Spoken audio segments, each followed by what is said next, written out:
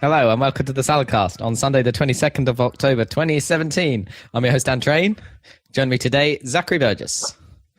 It's ridiculously early in the day cast for us, which means we're not going to be sleepy. Yeah, either lack of food or too much food. It's windy. It is windy. Sunday. I don't know if were either of you around when the phrase "it's windy" had to be said like that. Is that something you remember from our childhood? Or were you not there? Sort of. What was the? Give us the background on it's windy, but say it correctly. I don't. Well, it was like it's windy or something. And it would be.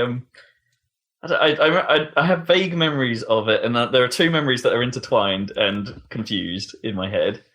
And one of the, which just might be why you two don't remember it too well. Like, because one of them was like, I seem to remember, the bit on the Needham Market Middle School playing field, and there's that sort of where the tennis courts from the community centre meet the field. There was like a specific, very specific, yeah. But there was like the way the tennis courts sort of were built, it sort of cut into the hill, kind of. So there was like a slope leading to the fence. Yeah. And for some reason, I have distinct memories of my group of friends, including a known to us at least, James Calver, just sort of mucking around on that slope, going, "It's windy!" when it was a really windy day. Okay, that does sound like something that you do. Yeah, but then that's also like to us. Well, because we know him. Yeah, oh, I see. A known but not known to the extended world that probably listens to this podcast. True. Well, you never know. He seemed to know everyone, so. To be fair. Yeah. But then I'm getting it confused with like an even earlier memory where at primary school at Needham Bosmere, there was like around the sort of year 1, year 2 side of the building, there was like a really steep slope, which the kids weren't supposed to run on, but it had like a very tempting bit of like very steep concrete at the bottom of it. So of course you'd jump off it and run up it and stuff like that. But there was a particularly dark and windy day, where everyone was just everyone was thinking that they would get blown by the wind up the hill, so we would run up it and then come all the way back down like naughty kids. Basically, what we're saying is that Rob is obsessed with hills and wind. Yeah, it seems that way. It seems like these two things are kind of related, right? It's like they both involve a giant hill, and they both involve someone going, "It's windy." Well, you've got a lot of wind at the moment, but have you got any hills nearby you can take advantage of? Thanks, mate. Just share that with the... I think that's just default. Yeah, I've got a lot of wind. Fair. Not many hills around It's here. Storm Brian, isn't it? Or some bullshit. It is apparently Brian. Yeah. Brian's come. How did we get to B? Weren't we on O? Probably hurricanes and storms are different. Unless the season's definitely different. Over. I think Ophelia went and destroyed everything, and then... In Ireland. Yeah. Didn't do shit for us. I was worried because I was up in Scotland, but it was totally fine because I was on the east coast. In fact, I had this the situation where it was like a blue sky like hours before the storm, and you guys had, well, I don't know, London had like insane red skies and stuff. Did you see that stuff? I did, yeah, because I was up in Liverpool at the time, and it was even up there. It was still quite weirdly orange there. Yeah, look very Blade Runner-esque. Yeah. Speaking of which, did you see that in the end? Yep, I did see it. Have we talked about this on the cast already? I don't think we have. Possibly. Zeg, do you like Blade Runner? Have you seen the first one? I think he saw it with us the last time I watched it. Did we watch it together? Yeah, I think we might have done. Probably. Weird. Years and years ago. I think it might have been at your place or something there. That's because it's one of my favourite films, so it probably was like, you've got to watch this. It's really slow. But damn, that new one, man. Yeah. Damn. I really enjoyed it. It was good. Yeah. Yeah. No, he didn't, but No, well, I mean, she hadn't seen the original, but okay. I don't think that really mattered. You probably don't need to have seen the original, but no, definitely she seemed to think there was an awful lot like that was like who's this and what's this? Why is the world like this? And it's like actually it's not explained in the first one, but it's like you don't need to know these things, and a lot of the concepts and a lot of the characters are all new, so you don't you're learning about it as you go. It's just the film doesn't ever go out of its way to say this person is a baddie. Yeah. Although that's painfully obvious. But do you know what I mean? It's like it doesn't go, this thing is not real. This is a weird floaty androidy hologram thing.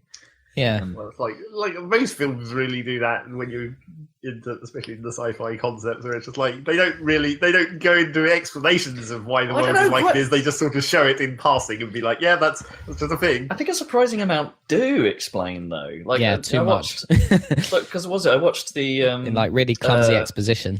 Yeah, Valerian recently, and that had a whole heap of clumsy exposition at the start. I actually think the original Blade Runner has, for me, quite a clumsy bit of exposition. There's one scene that really annoys me in the original Blade Runner, which is for the benefit of the audience, but the police chief explains to Deckard, who is a Blade Runner, that what a replicant is and how long they live and stuff like that. And it's like, what? Why? What?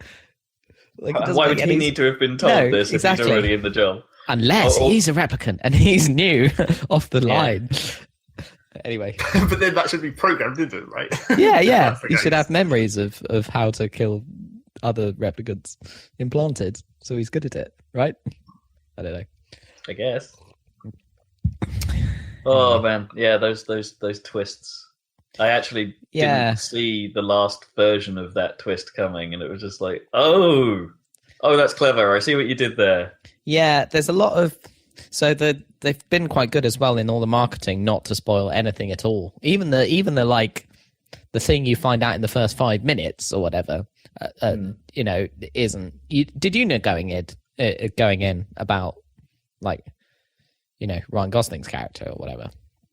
What, that he's a Blade Runner replicant? Yeah, exactly. Did you know that? Because that's a kind of I'll be honest, spoiler in itself. Although you find out in the first 1 minute. It's like it's real early, but I didn't know that he was going to be a So it works. It totally works. That was cool. I mean, the thing is, like, I like that stuff, but at the same time, like, the original Blade Runner can't be spoiled because there's no real actual mystery in it, even though it's supposed to be a noir detective story. Really, there's not like a murder where you have to find out who done it. His job is you already know who the bad guys are. Yeah, and the question is more: are they the bad guys? Who are the bad guys? That's more interesting, right? It's a moral question, and an ethical question, as opposed to a mystery that can be spoiled. Exactly. Whereas this one has a definite, you know, more modern. That has some twists. Yeah, twisty thing, which is interesting. I thought it worked, but I mostly liked just the like expansion of the world. It was really cool. I liked how it opened over like farmland and stuff instead of the city. That was really cool. Yeah. All of that stuff. The fact that they almost preferred to be out of the city for quite a lot of the film. I liked his car. It was cool, and his little drone thing and stuff like that. It's all cool. It was one of the weird things because one of the most fascinating things about the Blade Runner world that I think it does mysteriously right, but I think a lot of people will see it in the wrong way, is its use of product placement. Right. Because to me, I don't see that as product placement in the shameless sense. No, I mean, it seems like they're really trying to make it seem believable in the sense that, hey, these brands would still be about. Yeah, and they would. And they would be like this. Like, he drives a Peugeot. Get over it. And the fact that when he turns it on, there's little dashboards, there's a Peugeot startup sequence. It's like, yeah, modern cars do that. Yeah. It's like cars today do that. It's not that silly to think that a car in the far-flung future is not going to do that. You know, it's... the giant Atari logo might have been the one. That was brilliant. I like that. Might have been the one thing where it's just like, wait, what? No, that was brilliant. That was a reference, though, wasn't it? I expect that rubbish Atari company that's left that still has the Atari brand might still exist in hundreds of years. Yeah, probably. I don't think they'd be paying for giant billboards like that. Giant hollow billboards. Well, maybe they'll turn it around. Yeah, exactly. Whatever it is that they have. I missed it, but apparently there's a Pan Am logo in there, but I missed it completely. No, I didn't see that. Yeah. But I thought it was a bit weird how the Sony, I guess it's a Sony Pictures thing, was it? But there was a giant Sony logo and on the side of it. And it's like, that's a weird kind of product placement because it's like the big signs in the city are like a symbol of like, you know, a dystopian future run by giant corporations, right? So that they're like almost equating themselves with like a Tyrell or a Wayland Yutani or something like that, you know? Kinda, I don't know if you want that. So it's a bit of a weird one there.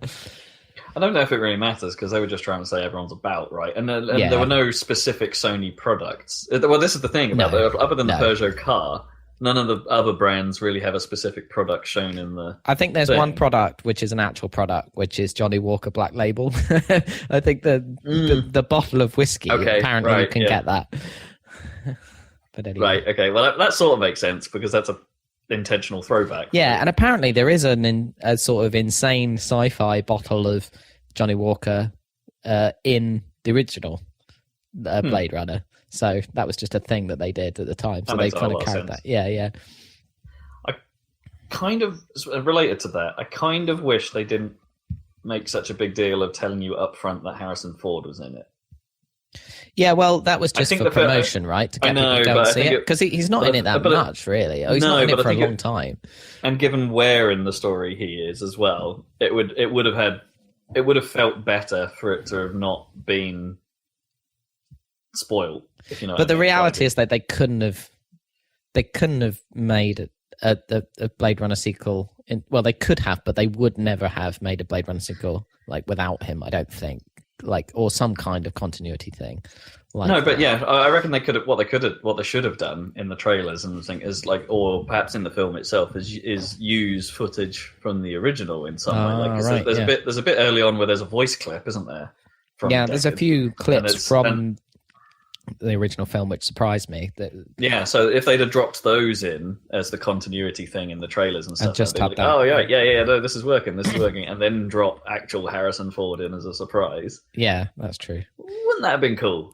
Yeah, it would have been cool, but I just don't think it's nearly as cool possible. as Burt Reynolds turning up in Saints Row. You know, it's that kind of. Yeah, I thought he was good in it as well. Harrison. Oh yeah. In fairness, Yeah. I'm not much of a Goslinger either, but for once, I his quite style like of I'm not pulling a face, nor am I saying anything, acting, worked. actually kind of worked. Yeah, definitely. Yeah. The only thing I actually didn't like is when he the one time he reacted effectively, and it's like, oh, that felt weird. Right. Yeah. Just don't make Ryan Gosling react. Just make him just stand there. Look pretty and like. Yeah. Yeah. Okay. I just think it didn't.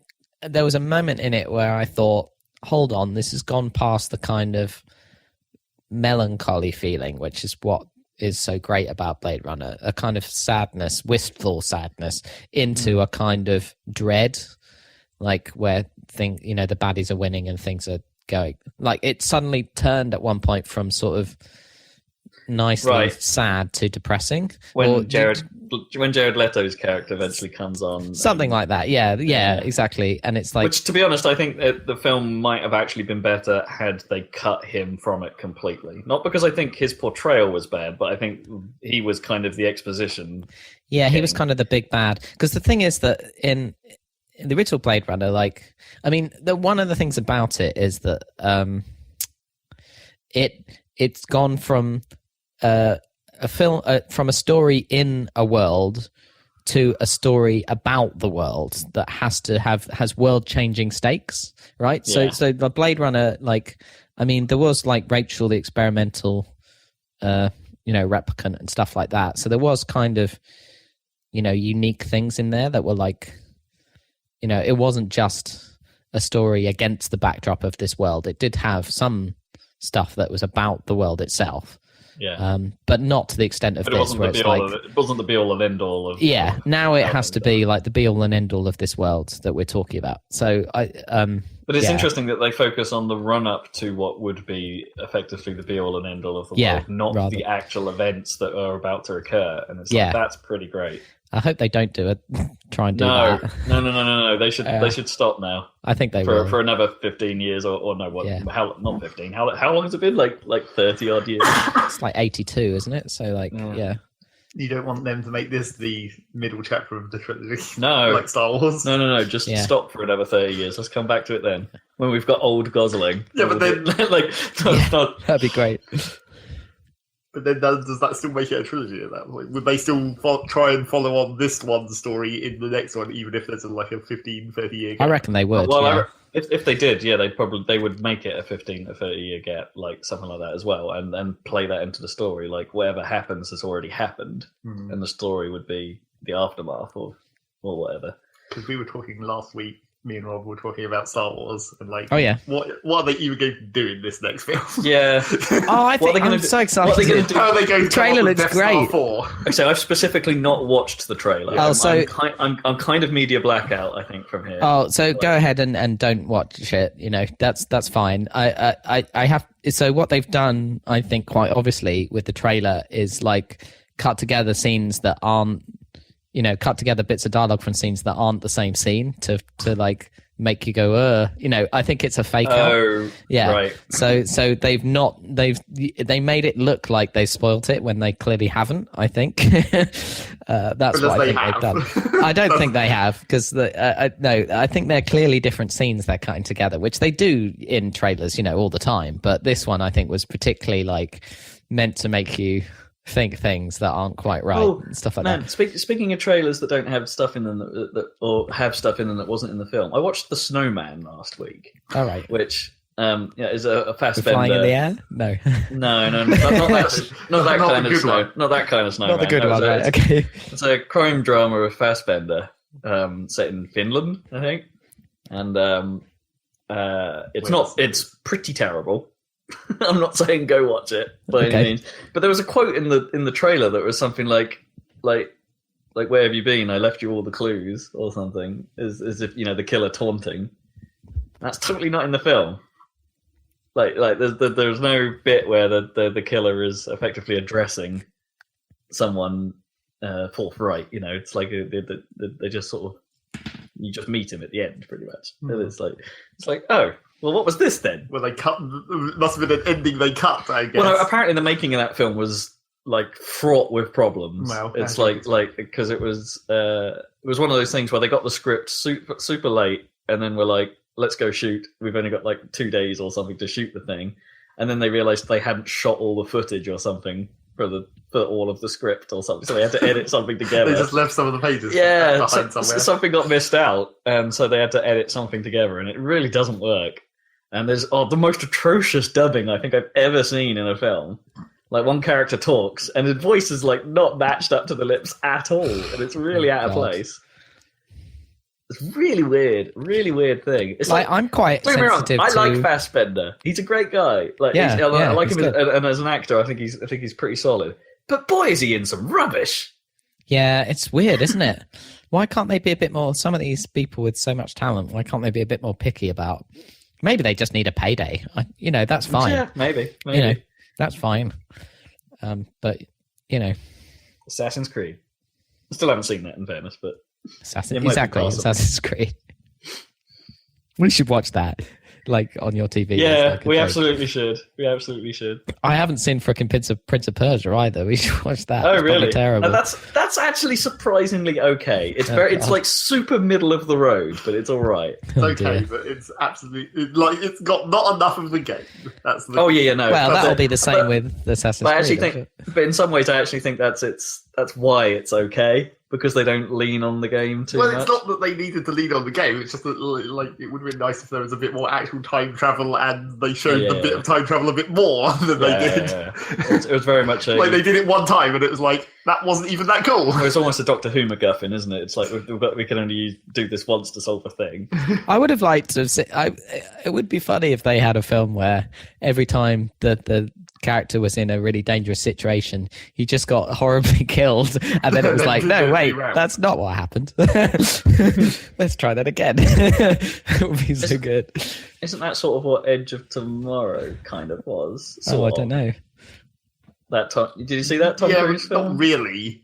It's not. That wasn't like the story rewinding. It was just like, let's do this again, but better.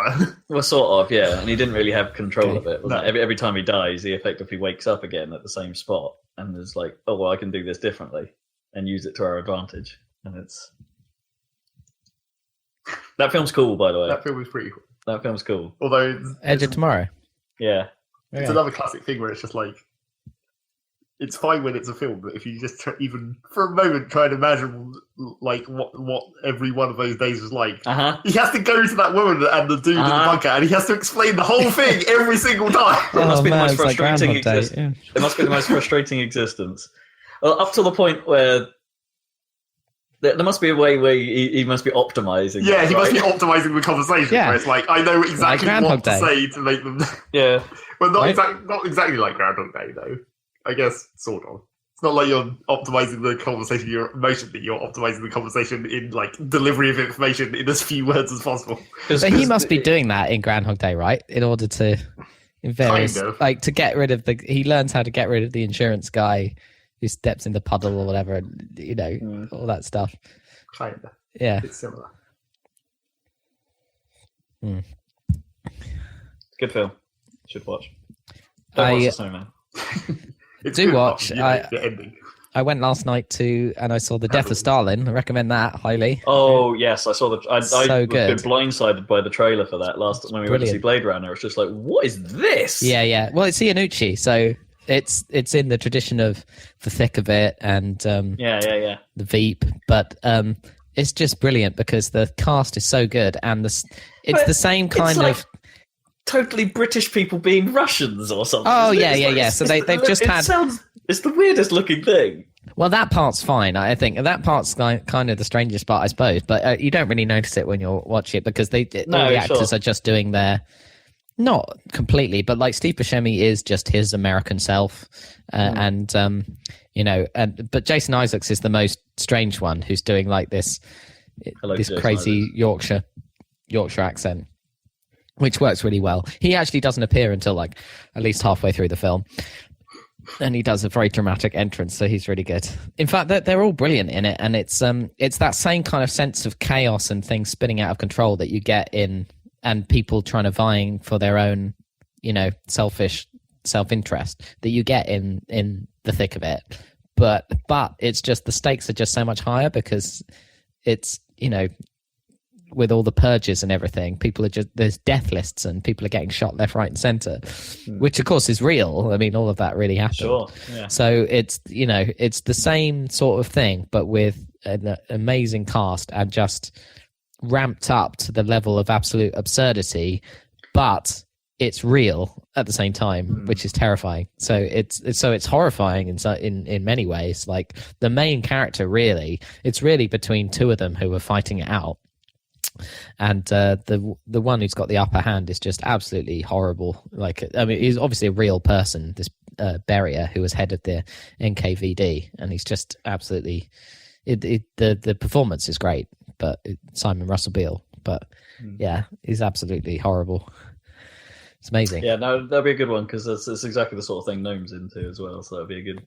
Yeah, it's good really one for us to watch. It doesn't let up either. It's like, yeah, it's great. I was trying to think, I'm sure I saw something else. Oh wait, yeah. Presumably, you would have seen the trailer for that Churchill film as well. No, at the start of that. No, I think maybe they showed different trailers. Okay, in a classic way of. Oh boy, I saw this and it's like, imagine how Churchill looks, right? Yeah, and imagine who it is. Then combine that with everyone's favorite bacon meter, whatever, the bacon rating, whatever what's that called, the bacon level. When you say how many steps away from Kevin Bacon, 6 degrees of bacon or something. Right. Yeah, the bacon rating, whatever it is. The bacon number, that's it. Sorry, bacon just number, the bacon number. You combine it with everyone's favourite bacon number wrecker, Gary Oldman, and then be like, Gary Oldman's playing Churchill in what is possibly the most impressive set of prosthetics and makeup work I think I've ever seen. I think it would have to be. Like he's like nothing the fitness like versus fatness is Exactly. like the number one problem, and then there's all the other problems. Exactly, it's amazing. Might as well have CG did at that point. So how does he screw up the Kevin Bacon thing?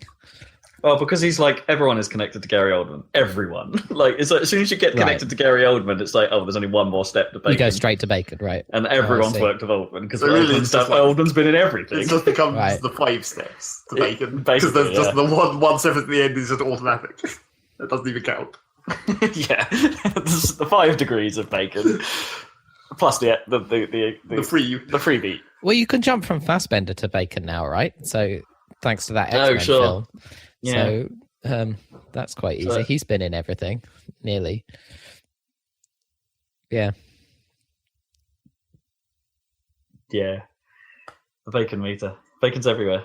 Even if you've worked with like extras on EE ads now, you're like, that was another funny thing about the death of Stalin is that there's a couple of scenes or moments of Steve Buscemi acting with Paul Whitehouse.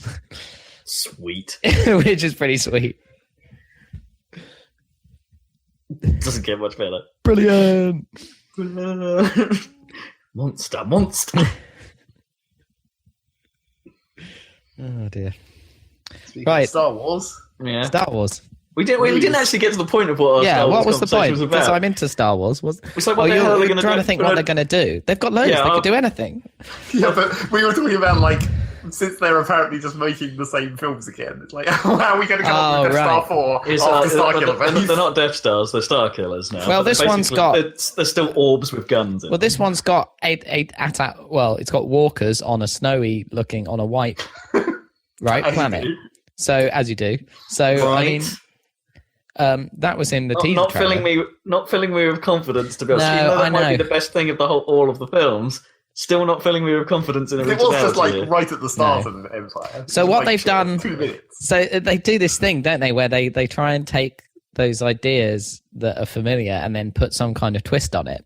So what they've done for the walkers, which I thought was quite stupid until I saw this latest trailer and actually they don't walk. They're all move. wearing roller skates like Shadow the Hedgehog. They walk differently, so they're bigger slightly. Well, they're bigger than AT-ATs, and they have a sort of hump on their back, and they walk like gorillas. So they have their like front feet are more like much longer. Yeah, they're like knuckle walking. You know that walk that gorillas do, where they have that part of with their fingers or whatever against the ground.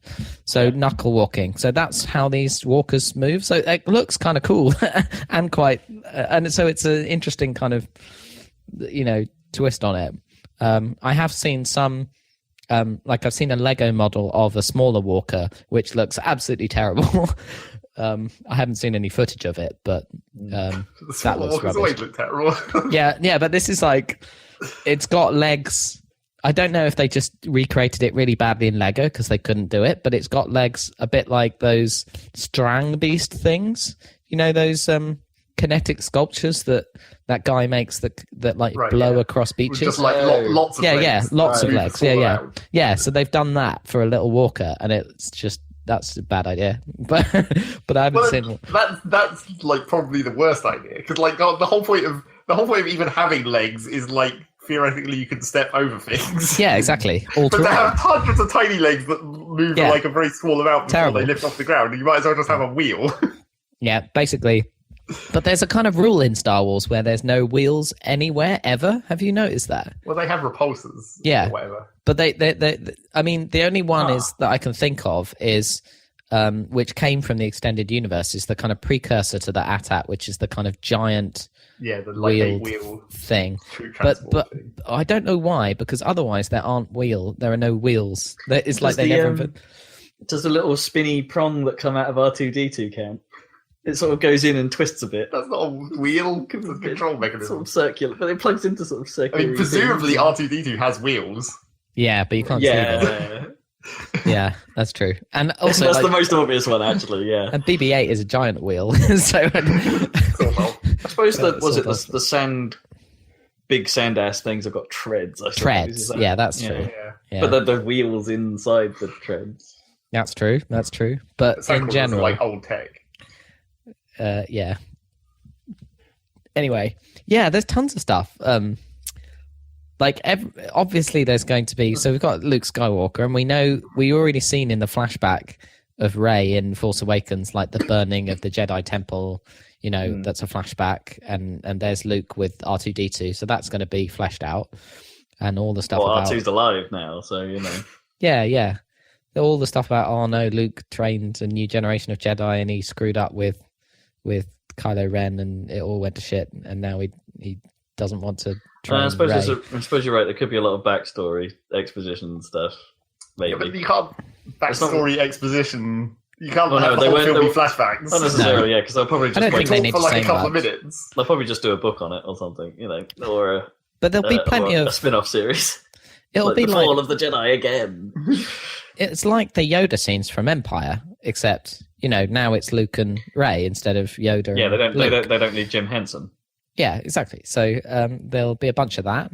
That's but that's what I mean. This is what Zach and I were talking about. This is my problem. I'm not. Do I really want to just follow the same story beats again? It's like, but it's too late. They've already committed. What is they did the first film, which was the third film, and fourth film, and then so it's like, yep.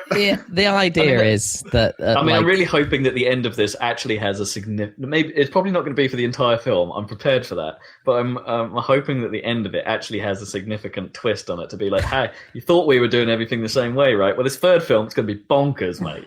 Yeah, but I mean, Empire had a twist in it, so that would be copying Empire, wouldn't it? Yeah, but you can't. They already used that twist in the first film. Yeah, we already know that twist effectively this time. Which one? Well, someone being related to someone else. Yeah, exactly. We can't already know what that's going to be, right? Yeah. Well, I guess we don't know. And two different versions of that twist, even they used it twice in one film. Yeah, sort of. Well, not explicitly. Oh yeah. I see what you mean. Yeah. I forgot. It's doubled. Yeah. Yeah, I'm excited. I think that it's hard to tell because you're right. Some of the things in the trailers and stuff are suggesting they are reusing some stuff, but like I think they had to make it really close for The Force Awakens to kind of make up for the prequels, and I think now they can do different. Don't get me wrong. Yeah, I think what they did with The Force Awakens is smart in that they had to show, hey, look, we get what makes Star Wars good. Yes, we've done pretty much the same thing as the first Star Wars film, but it's in safe hands, guys. So I really want this film to be, we know what we're doing, but we don't want to retread ground. That's what I want. I don't want a retelling. I'm hoping it's going to be that. I don't think it will be a retelling. It's a different director this time and everything. And I really hope so. I'm pretty excited. I didn't like Rogue One personally. Oh, really? Yeah, I wasn't a fan. Because you only watched it fairly recently, didn't you, Zach? Yeah, that's why we were talking about Star Wars last week. Yeah. Mainly because the only thing that I wanted to talk about in Rogue One was how the first choreographed fight with the monk dude and the stormtroopers in the street. Yeah. There's distinctly a bit where he uses his stick to flick dirt in a stormtrooper's face, and he reacts like he's just been hit in the face with dirt. Even though he's wearing a helmet. He's wearing a helmet. It's like, I think you maybe choreographed this before you remembered that everyone was wearing helmets. Right. Yeah. Probably. Oh man. Or maybe we just react uncontrollably and that happens. Maybe that's just a human reflex. Maybe. But it would be a lot more fleeting, I suppose, than what it was in that fight. It'd be like, helmet, carry on. Was that your main takeaway from Rogue One then? Have you got any more observations on it? Well, it was a whole pile of retcon and then inventing extra characters to fit into this retcon hole. Quote unquote characters, yeah. Yeah. That didn't have much to I know what you mean. The one that stands out to me is a bit towards the end where you get the random British kid, which is suddenly introduced to be the mechanic in this important section. Let's somehow feel attached to him. Oh, Rian. Yeah. Oh, what's his name? Yeah. Reese. Because he's not really in the film until pretty much the end, right? And then during that sequence, and it's like, oh, important guy. But then you think back, actually, Star Wars used to do that a fairly large amount, right? It's like things in Wedge, right? They only just turn up in the Star. It's not the same thing. They turn up for a quick fight, and then it's then you never see them again because they've got blown up. But Wedge is just the pilot. He's just a senior pilot. They don't necessarily do anything that dramatic. They're just in the fight. In fact, you never see Wedge outside of a plane apart from when he's celebrating at the end, do you? I think he's always in a cockpit. I did also find the one other thing I wanted to point out that I found highly unnecessary about Rogue One is how they very specifically had to show Red 5 getting blown up. Yeah, that was funny. That was stupid. It's Red 5 and it's you're not going to last long, are you? Skywalker has to take Red 5's space, but did you really have to very specifically have him call out his name and then immediately blow up? That was stupid. I mean, but that whole thing was massive fan service anyway. I don't know. I thought it was quite enjoyable. I quite liked the actual slight the darker tone it took compared to most Star Wars films. I mean, that's fine. It's nice as a change. Like I don't want them to do that all the time. For sure, I don't want the Han Solo film, for instance, to be anything like that. Slightly more focus on like the Empire's side of operations. Yeah. Like here's how the Empire actually operates, and the questionable nature of how some of the rebellion functions. I actually kind of dig that. Well, that was a cool idea. I don't think they quite followed through on that. It was very confusing how they went quote unquote rogue, and then so they kind of escaped the rebel base, and then the rebels were like, "Curse you!" and then we're like, "Oh, we better help you," or something like that. Oh yeah, how they then figured out it's like, "Oh no, these guys are onto something." After all. That whole plot point was pretty dumb. I mean, a random bit of diplomacy where it's like half of the rebellion didn't really want to go fight, and then the other half were like, "No, wait, this is important." So we're just going to do it anyway. So we'll just do it anyway. That was just confused. I mean, I think what annoys me most is that I think the idea of like a Star Wars heist movie in the vein of like Mission Impossible is a really good idea, and they could have done it. That was supposed to be the pitch, was this is Mission Impossible in space and we're going to steal the Death Star plans. Now, how cool would that film have been if you'd fleshed out all the characters, as like a ragtag team of... But I actually don't think you could do that with anything as high stakes as the Death Star plans.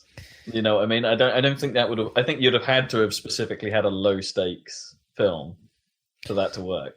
Something that Star Wars doesn't actually do that often, right? Just tell a story in the Star Wars universe that isn't about the end of the world, or the end of the universe. That's films. Yeah. We sort of talked about this before when we've talked about Mass Effect, right? Like, you don't have to make a Mass Effect game be about the death of the universe. It's like, the first 3 were all about that. Well, actually, 2 was kind of a side story, wasn't it, with the collectors?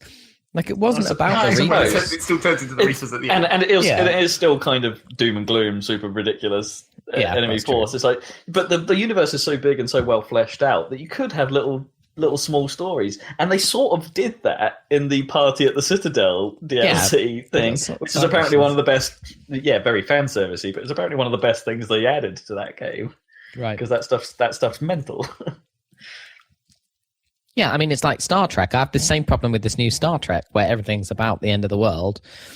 Right, I've not seen anything about the new Star Trek. I've heard very, very mixed things. Well, I've been watching all of it, and I still can't decide. I think I'm so on the fence with it. It's ridiculous. Like, I want to give it a chance, but I think having seen 6 of them now, I think I've decided that on balance, I don't like it. But that in itself is it must be a massive problem with it, right? That it's just that if you don't know how you feel about it, then it's sort of already failed. Yeah, I agree. Yeah, definitely. I'm definitely not super enthusiastic. Go out and watch it. At all. It's as weird as it looks, because it's quite weird. There are gifs of like dancing people, and they've doubled down on the trendy wine bar aesthetic from the films that I don't know really works. No, actually, the Star Trek episode. I actually think all the sets and stuff are really good, and the special effects are freaking amazing for a TV show. They're really good. All that stuff I think is good. The uniforms are a bit like they're all the same, which is a bit of a shame. They don't seem to have the color coding going on. It's a bit weird. Oh, right. I see they're all blue, aren't they? So no one can complain about being a red shirt. Yeah. And then immediately going and then immediately, I mean, there definitely are red shirts. Like, there was an away mission, and the like obvious security person got instantly murdered. I was like, he's not wearing a red shirt. Even though in TNG they changed them to yellow, no one seemed to. Oh, right. Yeah. But anyway. Because red became sort of technical or something. No, red became command. Red was command, so that's it. Picard would wear red. Yeah. But wasn't red always meant to be engineering before that? Why were they always going on away missions? Yeah. Well, because engineering and security are sort of yellow. Both engineering and security are yellow. I think that's true. Yeah. I think it's confused. I think it's the same in the original series, that security and engineering are red, right? Because Scotty wears red, does he? Yeah. The main thing is that science and medicine is blue. Yeah. And then command is gold was yellow originally. Yeah. And then they swapped it. Yeah. Yeah. Anyway, maybe they should just be more specific and bring in some more colours. Let's have purple and green. Yeah, they should have done. Let's just make this thing even more stupid. I guess they did use green once they got to like DS9 and stuff, because that became the size. Oh yeah. besides No, colour. what was that? Like Dr. Bashir had some kind of weird costume, didn't he? Like No, a Bashir weird... was blue. Oh, was he More blue? like Oh, that makes sense then. Cyan-ish. Bashir was blue. So was Dax. Dax was blue as well. Yeah, science, right? Yeah. Green came in there, didn't it? I remember. don't It's think darker so. I than don't blue. remember the green. I thought the uniforms followed the TNG rules. Yeah, I think they in did. DS9. They just changed them so that they were majority No, they had- black with blue on the color on the top instead of the And I inverse, know- right? And I know there were some characters that basically just didn't follow uniform protocol that were just like, I'm just going to wear my own stuff, Yeah, right? Like naturally. Odo. And- Well, he had a special case. Yeah. He He needed shapeshifting maybe clothes. didn't technically even have clothes. Who knows? Yeah. He wasn't Starfleet anyway. He had a communicator. That's close enough. I guess. Yeah. I don't know. Something about Discovery just looks like Glee to me. I mean, I don't know what my main problem is. I don't like the kind of central technology, technobabble thing.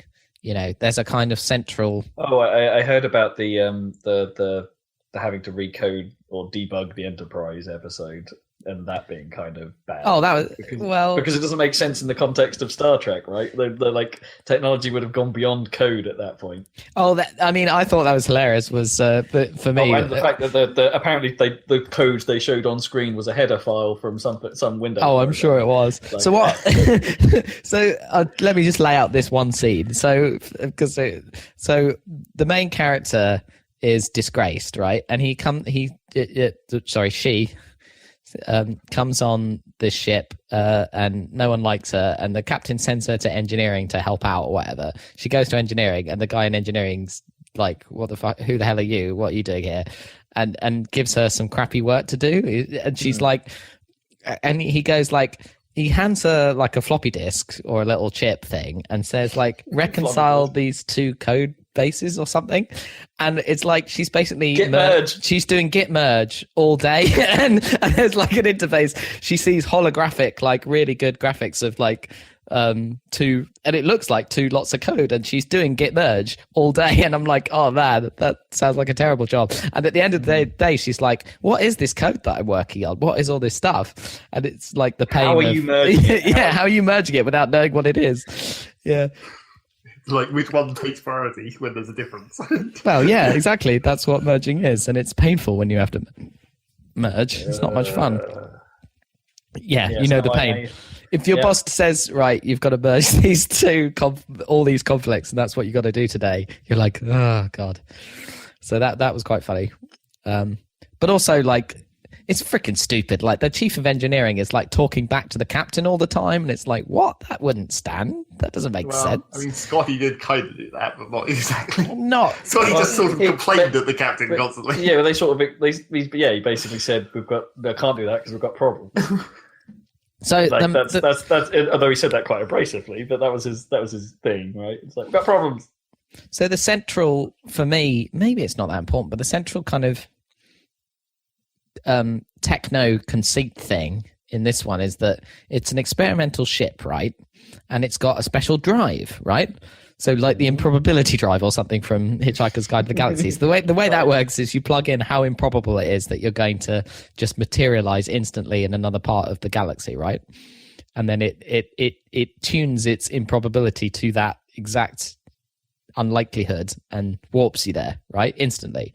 So in this one, there's some kind of, it's called the spore drive, and they use some kind of like fungal spores or something to connect to some kind of fungal spore like network that pervades the entire galaxy in subspace or something. Right. Subspace mushrooms. Yeah, subspace mushrooms, which means that when they plug it in correctly and stuff, using biological technology, that they've found or are adapting, they can teleport from anywhere to anywhere, which is stupid, I think, and it kind of ruins Star Trek because, like, the whole point is you need to. If there's any danger, it's just warp out. Yeah, exactly. Fly. And they can't even be chased, right? Because there'll be no mid-warp chase scenes. No, none of that. I mean, the way that they put, like, they make it so that this thing is experimental and dangerous, and that it's hurting, it might be hurting the crew, or it's hurting space, or it's hurting the biology that they're using to all of that. It's hurting a bunch of biology. Yeah, a bunch of moral. We're breaking biology as we do this across the universe. So they discover a creature that they can exploit to drive the engine, right? So there's slavery. So there's this moral quandary. Wait, Farscape. Yeah. It's that kind of thing, and it's like I don't like this. This isn't, the idea of just teleporting the whole ship anywhere at any time. I think is really dumb. Although in fairness, they did already jump that shark in the second Star Trek film, right? Not quite in teleporting the ship, but people can teleport anywhere. Did they? Yeah, do you remember that was the whole thing in the transport beaming thing? Yeah, but that was like within a galaxy, within a solar system, right? That was like. Was it? I think the idea was that they could. I thought it was ridiculously long range, like several systems or something. Or I can't remember. I thought it was that you could beam onto a ship that was in warp. Wasn't that the thing in the first? Oh, that might have been it as well. Film? But it was basically some ridiculous long range warp thing. It was Right. like, I'm going to beam to anywhere. It's like warp isn't the same as like hyperspace from Star Trek. No. Star Wars, because in warp you're still in physical space. You're just moving faster. You're just warping the space. Yeah. Yeah, space is moving around you rather than. That's the idea. Yeah.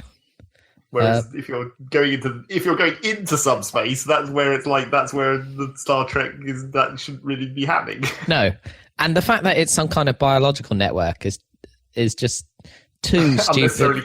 It's too stupid for me. I can't get on board with it. No, I just think it's dumb. If subspace, subspace isn't really a thing, is it? In Star Trek, so like if that or some other concept of a different plane existed, then okay, maybe. This is potentially along the same lines as wormholes, maybe. Yeah, well, I mean they have had subspace be a place that things could exist in. Like you get subspace creatures and stuff occasionally. I think the Borg had a kind of super highway network, didn't they? Some kind of subspace network. Subspace was it, or transwarp network or something?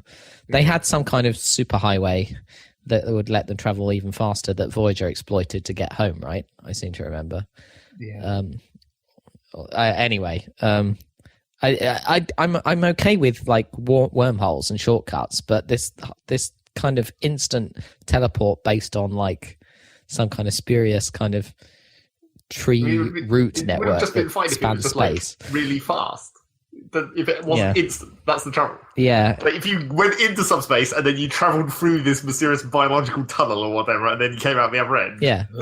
Then it might make sense. Tunnels. Because like in Battlestar, you jump instantly, but there's a range to it, right? So you have to make multiple jumps to get the long distance. Like they have to keep jumping. It's not like and they're still technically traveling. It's just a form of it. They call it the FTL, don't they? It's just, that's true. It's not quite instant either. It's just that it might. I guess it probably feels instant to the people on board because weird stiff stuff happens. Weird stiff stuff happens when you're on board and you go FTL.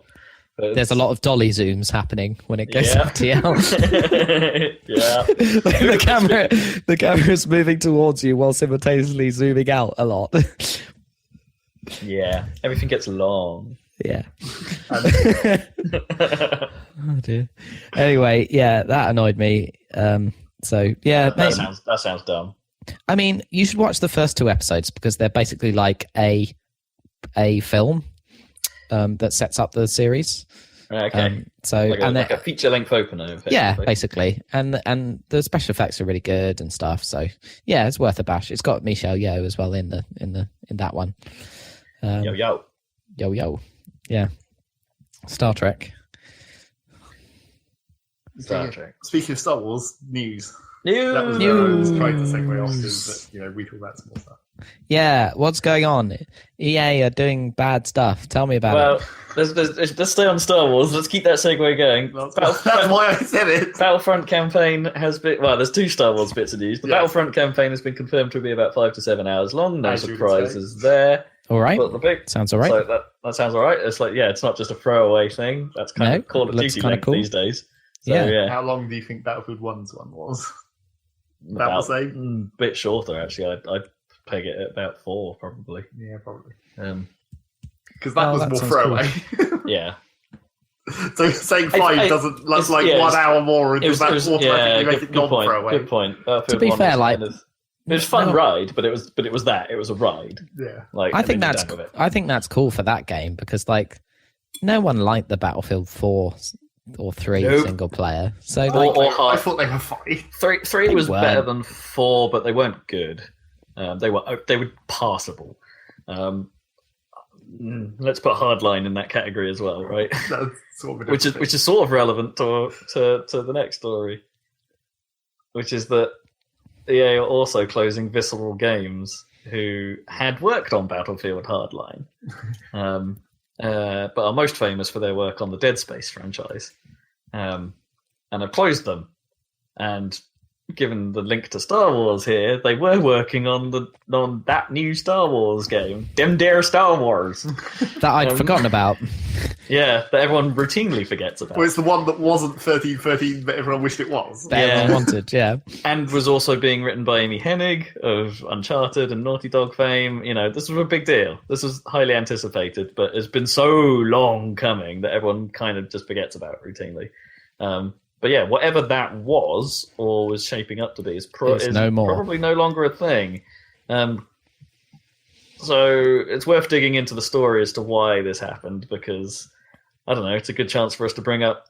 Okay, we need to settle on a name for this guy. We need to settle on so Patrick Soderlund is the guy from EA. He's the guy that fronts most of the E3 presentations for EA.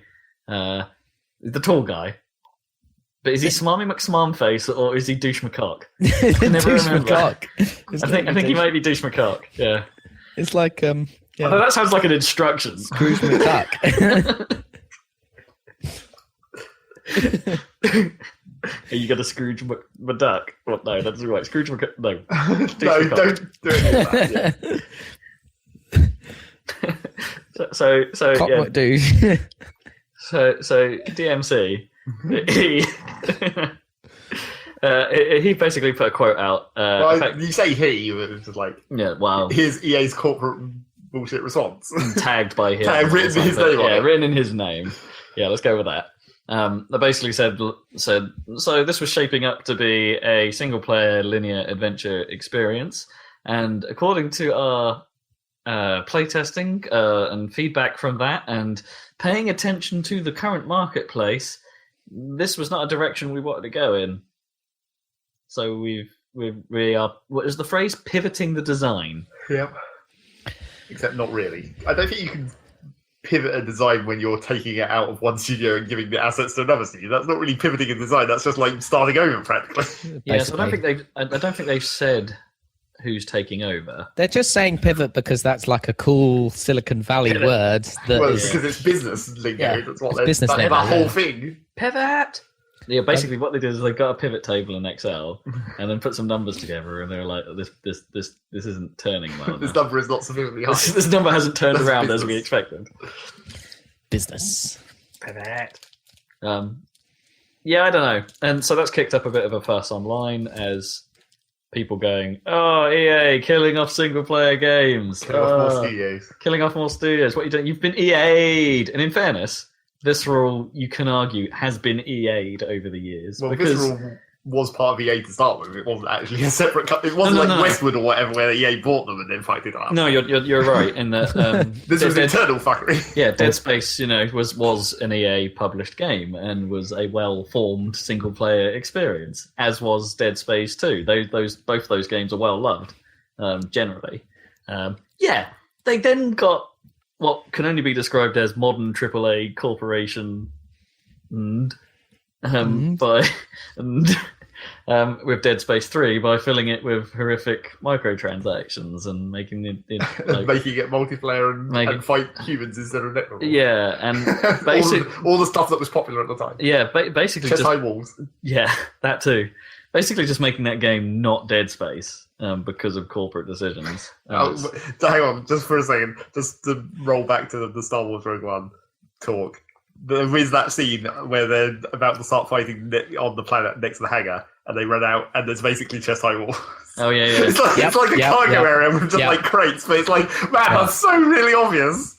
Yep. And he's like, should we fight our way over to the button, or should we just sort of Hide behind these chest high walls. Walk really slowly in a meditative fashion. That was stupid. Oh, I liked that though. It looks cool. It was like, what are those cargo areas even for on that planet? They're like so far away. The landing pads on these little pinnacles because they didn't have much land to work with, maybe. So they built this entire ridiculous place. Anyway, that whole planet was quite dumb. Not as dumb as the giant lava castle, but there you go. Which they briefly did as well. Because Darth Vader's got to live in a giant lava castle. Yep. Well, maybe he had some sentimental attachment to lava planets. The place where he got horribly burned. Yeah, got to live there for the rest of my life. Was that the CG Tarkin? Was it Tarkin? Yeah. Yeah. CG Tarkin. Quite actually reasonably okay. CG Okay. Tarkin It's not going to look good in 10 years, though. Anyway. I thought... But then neither did the last time they tried to make a young Jeff Bridges, right? Like in Tron. That looked kind of off. But I suppose that's fine because it's Tron. I think they did quite... I was a bit worried when Sean Young popped up in Blade Runner that it was going to take me out of the film. But it was pretty good. Yeah. It was better than... a lot better than... Because I think Tarkin looks okay, mainly because... not to be too insulting, but that guy looks insane anyway. Like even as a human being, like he's the kind of hammer horror guy, right? He made a whole career out of looking super creepy, and also being a good actor. But like Leia at the end looks weird. I think very weird when she's like hope. Even if it's just 2 seconds, it just looks wrong. I think. Anyway. Oh wait, so it's the plans on the blockade runner. Yeah, right at the end of the film. Oh, I assumed they'd already filmed that while she was alive. No, that is definitely not real. She looks weird. I don't remember. I didn't notice. Yeah. Okay. For me, she looks quite strange. But there you go. Definitely worse than time. Yeah. Well, there's that as well. How are they going to deal with that? Deal with what? Her being As dead? in not having Leia in the because she's still. Oh, she's in the new one. She's sort of a big deal. So yeah, they finished filming. Yeah, so they had already finished filming. Yeah. She's in this one. Cool. She won't be in the next one, obviously. But maybe her character will. It will, something will happen to her character or something. But I don't know. Probably not. I don't know. Kill the other parent. Yeah, maybe. Anyway, Visceral. Yeah. So anyway, they've been EA'd over time anyway. So it's hard to. And this felt like, at least to me anyway, the fact that they were making a single player linear adventure game. It's like, yeah, Visceral were good at this. In theory, this is their bag. Let them do what they do. And it's like, if that was what it was going, and that's what EA didn't want to see, it's easy to think EA were in the wrong here. However, and I hate to play devil's advocate, I really do, because most of the time it is the corporations that are being evil. It's quite clear that it's that most of the time. We've never seen anything of that game. Yeah, it could have been bad. It could have just been not coming together. Things get canned all the time. The mistake they made was announcing it. Yeah, well, because they have nothing else. Like EA have bugger all at like many E3s, and they just go, "Oh, what are we going to talk about? We've done a deal with Star Wars, so we've got to say something." And it's like, but they didn't have to mention this other game because they had Battlefront, right? In theory, but that's all they're doing with the Star Wars license at the moment. Yeah, it's Battlefront and this other. The other thing still exists. Let's not forget that. But it's like the Respawn thing. Oh yes, that as well. I'd forgotten about that. Yeah. But and also, does this mean there's no Titanfall 3? But yeah, probably. It's not a lot, to be fair. No. But maybe that's good. REA quality over quantity, I would say. Well, REA behind Galaxy of Heroes. Is it Galaxy of Heroes on mobile? The sort of Star Wars free-to-play thing? Maybe. I don't know. I would imagine they probably are. Yeah, it makes sense. Which press conference did that turn off after on the E3 this year? What, Galaxy of Heroes? Yeah, None, I don't think. No, where at the end of the conference it went to like the stupid van outside where it's like, now we're going to play this unnecessarily long demo of this Star Wars game you don't want to see. No, that was Battlefront. No, it was after the Battlefront one. I don't think I watched that far. I mean, that must have been EA. It's never going to happen, obviously, but I mean, just seeing the footage of the quite good-looking space battle stuff in Battlefront 2 just makes me want like an actual X-wing game with those Yeah. graphics. It would be so good. That's a harder sell, though, isn't it? Just no one would buy it. It would be great, but if they made it as a, I don't know, if they could make something relatively small and maybe think about VR. Yeah, definitely. Like that. Definitely VR. Star Wars themed Eve Valkyrie. Because they did do a VR experience in X-Wing for the last Battlefront game, right? I think if you had PSVR, you could do a VR thing in an X-Wing, and it's like, right. They're sort of thinking about this. But all we want is to be able to transfer power from our shields to our weapons and then to our engine. We want an absurd number of mappable keys. No, I mean, you could do that with a stick, I'm sure, or something. Well, with VR, you could just have it be a physical cockpit thing. Yeah, like drag. You won't have to make the handles like unnecessarily large, but you can do it. I mean, you're using a joystick in one hand and a touch controller in the other. Yeah, and you just like grab the shield handle and pull it to front.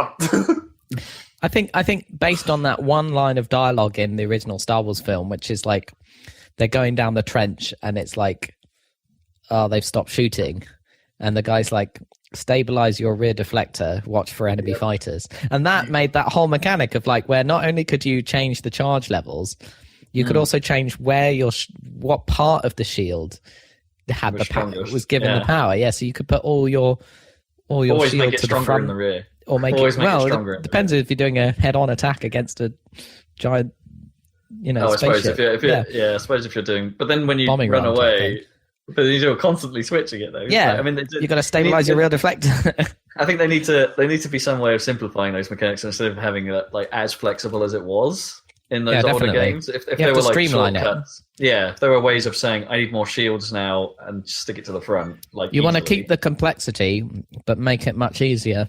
Better user experience. Easier to play. If you Shortcuts, could do that, macros. it'd be so good. What do you want with VR? Just wiggle a handle. Wiggle a handle. Then you wiggle the wrong one, or you wiggle it in some weird undetected direction. You'd be so busy can only go up trying and to hit buttons in that cockpit if you wanted to actually fight, like in VR. Yeah, it'd be stressful. Well, even doing that stuff in the heat of battle. Surely that's mighty impractical anyway. I mean, that's the reality of actual fighter combat. I know, but well, most of the time that would be handled by the droids, right? That's what they're for. Yeah, I guess so. You got your I suppose astromech. you could just shout the command at them. Yeah, voice Yeah. control. Yeah, you could have Hey voice control. Cortana, shields to front. Except it'd be R2 or your personal Hey astromech droid. Cortana. R2 Arna. The Cortana, like but for R2. I see. I think your Xbox is nearly trying to turn on. Oh yeah, As you were just talking about Of course. Cortana in the room. of course. Yeah, don't ever say those words. Yeah, I guess that would quite possibly have killed our mic if it had. Yes, yeah, it would have done. At least I didn't say. Don't say it. Yeah. At least I didn't tell it to power up or something in some various forms, or I didn't say. I don't think it understands put shields to front. No, fortunately. Rare shields. Yeah, so that's a bummer. That's a bummer. Either way you look at it, it's a closure's never great. Yada yada yada. It seems like a lot of Visceral has been. They've not lost their jobs, or at least most of them, or haven't, because they've been moved to other studios in EA. If that's possible for them to do so, I suppose. Like, where is the studio and all that jazz? But and there was the usual Jazz. And there was the usual internet run of like studios that have extra space going, "Hey, Visceral devs, do you want a job?" Yep. So, which is always Always encouraging good. to see. Yeah. Warming stuff. Steal all that talent from EA as fast as possible. Yeah. Exactly. You know, EA aren't going to use it for good. So that happened. What else is going on? Loot boxes are going on. Yeah. Continuously in every game ever. And they're getting worse. Have we reached Noticeably peak worse. loot box? Or I is think it we gonna go- have. We have to hope so. Well, because I thought we'd reached peak microtransaction like 3 or 4 years ago, but evidently not. Well, I mean, that was the theory when back at E3 where we were like, oh my god, we might actually not be giving shitty DLC practices as much. It might be free DLC from now on, maybe, now that EA is starting to commit to that. Yeah, but we're still not through the loot box realm. That's the thing, yeah. So it's pivoted from map packs, and at least in multiplayer land, it's pivoted from map packs to they're now just 3, and free. So the right version of free. There we go. Stupid mouth.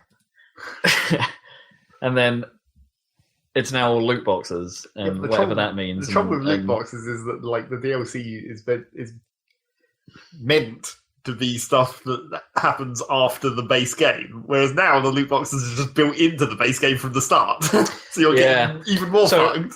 So the Shadow of War one is especially contentious because it's the way that game is structured, and this may come as mild spoilers, so heads up here. Not really. And not too much, no. But they're effectively like a random loot box system by which you can gain gear, and most importantly, you can gain orcs for your armies, which may be very, very good and very, very bad. Effectively taking the need for you to actually play the game and gain those orcs legitimately away if you want to spend money on it. It's not so much taking it away, it's that supposedly towards the end game, in order to get the amount of quality orcs that you need, just takes too much grinding. Yes, that is 100% it. So once you've completed the main storyline, there is a little bit more to do, which basically involves having a ridiculously strong army, which can be argued incentivizes you to pay money to get the loot boxes, otherwise you're going to have to spend a whole load of time to get to that point to actually get the real ending. And it's like, fine, give people some end game content. I'm okay with that part of it potentially. It's not end game content though; it's shitty end game content. Yeah, I mean, it's not. Yeah, it's not really an expansion. It's not like it's opened the world up and go, here's something new for you to do. It's like do more of the same, but you're going to need stronger stuff to do it. Yeah, and so that's shady. And also, like the whole thing with like, because of the way that's structured, actually, this highlights even further the whole gambling aspect of loot boxes, right? And that now you need those things to potentially to progress through the story. The whole randomization of loot boxes and the putting money in to get random gains feels even worse than it did before. And that's what everyone's talking about now. When like the ESRB should this be regulated? The ESRB said that loot boxes aren't gambling, but apparently maybe the British government will eventually have something to say about it too. Now there's something to think about getting involved. I think it's the Chinese that are ahead of the curve here. Well, yes, because they had to. They are the ones that put they demanded percentages. Yeah, you need show the percentage chance on the box. Absolutely, yeah. If there's an incredibly like a 0.01% of getting this super rare item, then it's like that's you need to tell the players that. You need to tell the players exactly how likely they are to get the thing, and I think that's incredibly wise. That needs to happen. I mean, I think what is it? In the UK on things like fruities and stuff like that, or gambling machines in general, there has to be. You don't have to give out percentages for each win condition or something like that, but you do have to say what the payout rate is or something. So the amount of money you put into the machine versus the amount of money that comes out has to be a fixed number. Hence why, further proof to why modern machines are, gaming you all the time, basically, because they have to make sure that the machine gets close to that claimed percentage. The average. Yeah. So I don't know. I think if that percentages rule was true over here, then that's at least a step in the right direction. Well, but it is ultimately gambling, and I don't quite know why it's considered not. Like, is it because there's no chance of winning money? Well, no. Is that the only differentiator? The thing that I think the ESRB said about it was, well, firstly, yes, that technically real money doesn't come out. You're paying money to get a thing. You're not paying money to have a chance of getting more money. And you're not guaranteed of getting a thing. And that's the other thing they said. You're paying money to get a thing, and you're always going to get a thing, maybe just not the thing you want. And then that led to the obvious counter argument to that, where it's like, so if I make my fruit machine always pay out 1p for every spin, it's not gambling any longer. Yeah, technically, I suppose. Anything with a guaranteed win, I suppose, is not gambling. Like, even if that is still just money down a hole. I guess, but even that feels weird, doesn't it? Right? Yeah, that's why everyone's annoyed about it, because it's like, now we need to actually now. And then the end of the ESRB statement was like, we don't actually we our definition of gambling is based on like the governmental definition of gambling. So in effect, we have to have the government look at the loot boxes and say whether that's gambling. Is the ESRB America? That's American, yeah. And Peggy made a comment as well, but their one wasn't as detailed. They basically just said, "Yeah, what the ESRB said." Right. Okay. Right. Basically, no one wants to make that first move. Right? Well, or they're restricted by having to follow government guidelines or whatever. I guess maybe. Or I guess no one wants to say the wrong thing, so they're just like, until the government updates, we're not making an action. So that's what's happening now.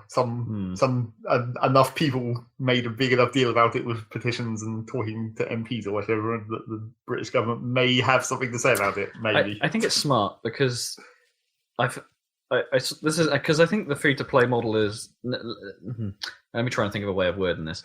The loot box stuff is more overtly gambling. If let's call it, like, even if it's not gambling, but it's even like, if it's not gambling yet. Yeah, but it's more overtly in that direction. Yeah. But I've had a problem set with free to play, even from the the whole best value, spend 50 quid to get all this in-game currency stuff, purely from the sort of the child aspect of it, because and kids don't really understand the value of money. In some of the games that these are, like some of these super simplistic games with free-to-play currency systems in there, they're like, "Can I buy this, Daddy?" And it's like, "It's 70 quid, no." Then, well, that's what should happen. Yes, but that's not what happened. No, and I don't know. That whole thing is actually sort of seems damaging on all sides in some ways. So I have a bit of a problem with free-to-play models that. But at least that are not at least super obvious about what. At least those ones definitely aren't gambling. No, like, no. You're buying a specific number of currency, and that number of currency buys a specific amount of in-game stuff. You're paying for a thing. That thing may be garbage in the vast majority of cases, and ridiculously overpriced in the vast majority of cases.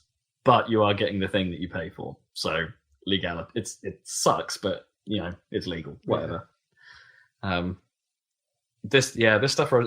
It's more the problem that it's now everywhere, right? I don't have a problem with loot boxes as a concept. They are a fun progression mechanic as long as you don't pay for them. Like I quite liked getting random drops. Like TF2 started all this, right? Let's be honest. Kinda. It was the first random drop multiplayer game, I guess. Probably. Other than MMOs, the biggest one that we were around. Yeah, I suppose MMOs had it years before as well, but.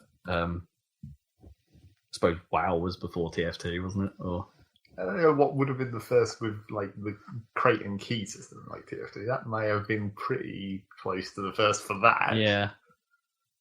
Paying to get the random stuff, I suppose, like paying real money to get random stuff.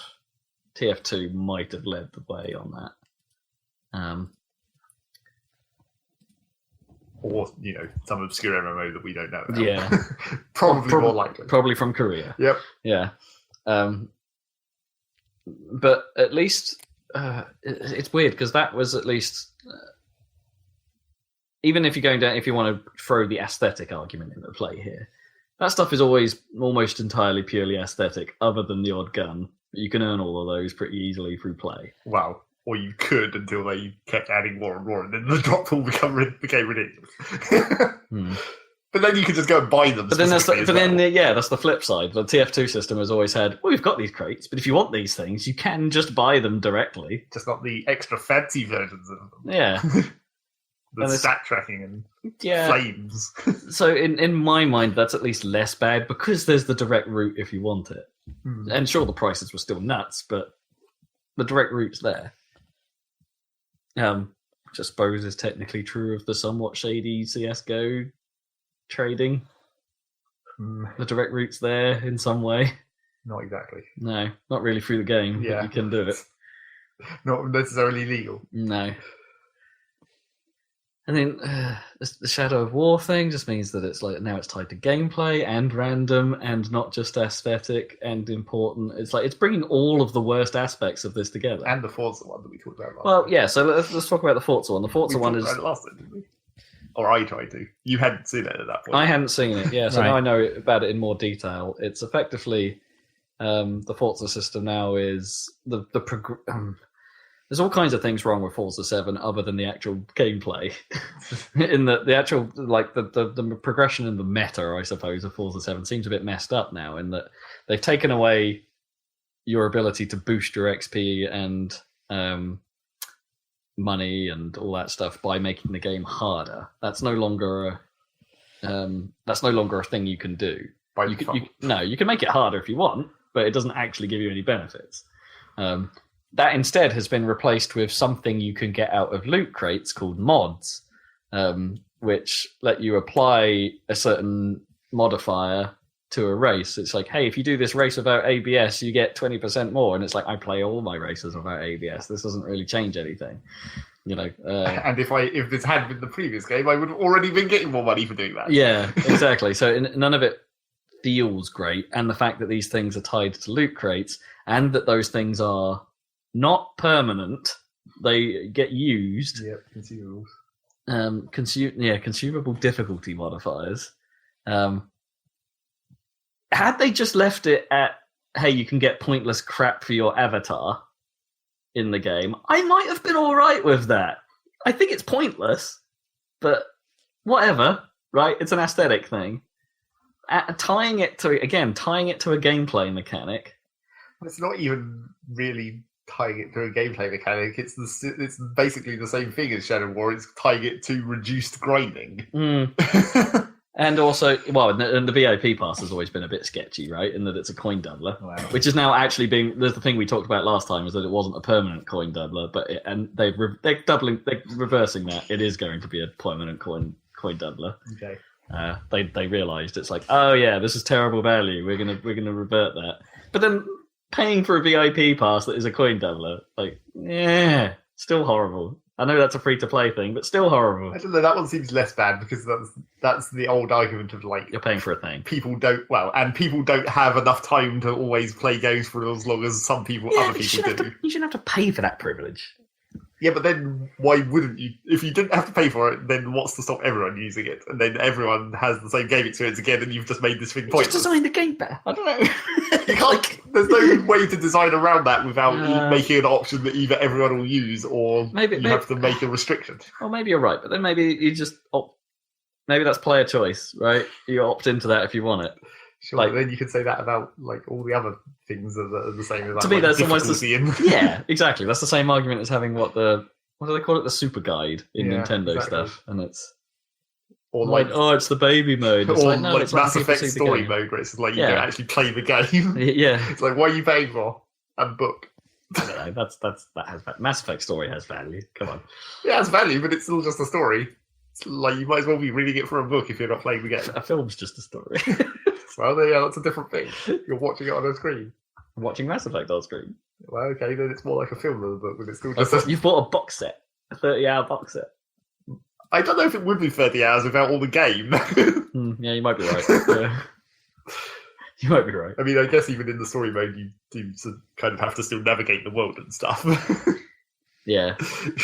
There is still some, like, not just film aspects. I've got to walk around and investigate and talk to people, and then it'll still let you make the decisions and stuff, which is a hefty chunk of that game. And I think you still have to. I never saw it, but I think you do still go through the fight. It's just like, it's not possible to fail. You just hold down the trigger. Sort of. Anyway. All this aside, things feel like they're getting worse. Yep. AAA, as Jim Sterling would say, is possibly taking it a little too far. And the argument for the $70 game came up again recently. Yeah. It's like, stop doing this. Just charge. If you're having trouble paying for these big budget titles, just make your games more expensive. Which they clearly aren't. Yeah. Well, they just want to make more money. I mean, luckily Nintendo's back and are, like, making money again with awesome games that don't have any of this bullshit. Well, You never know; they might get there.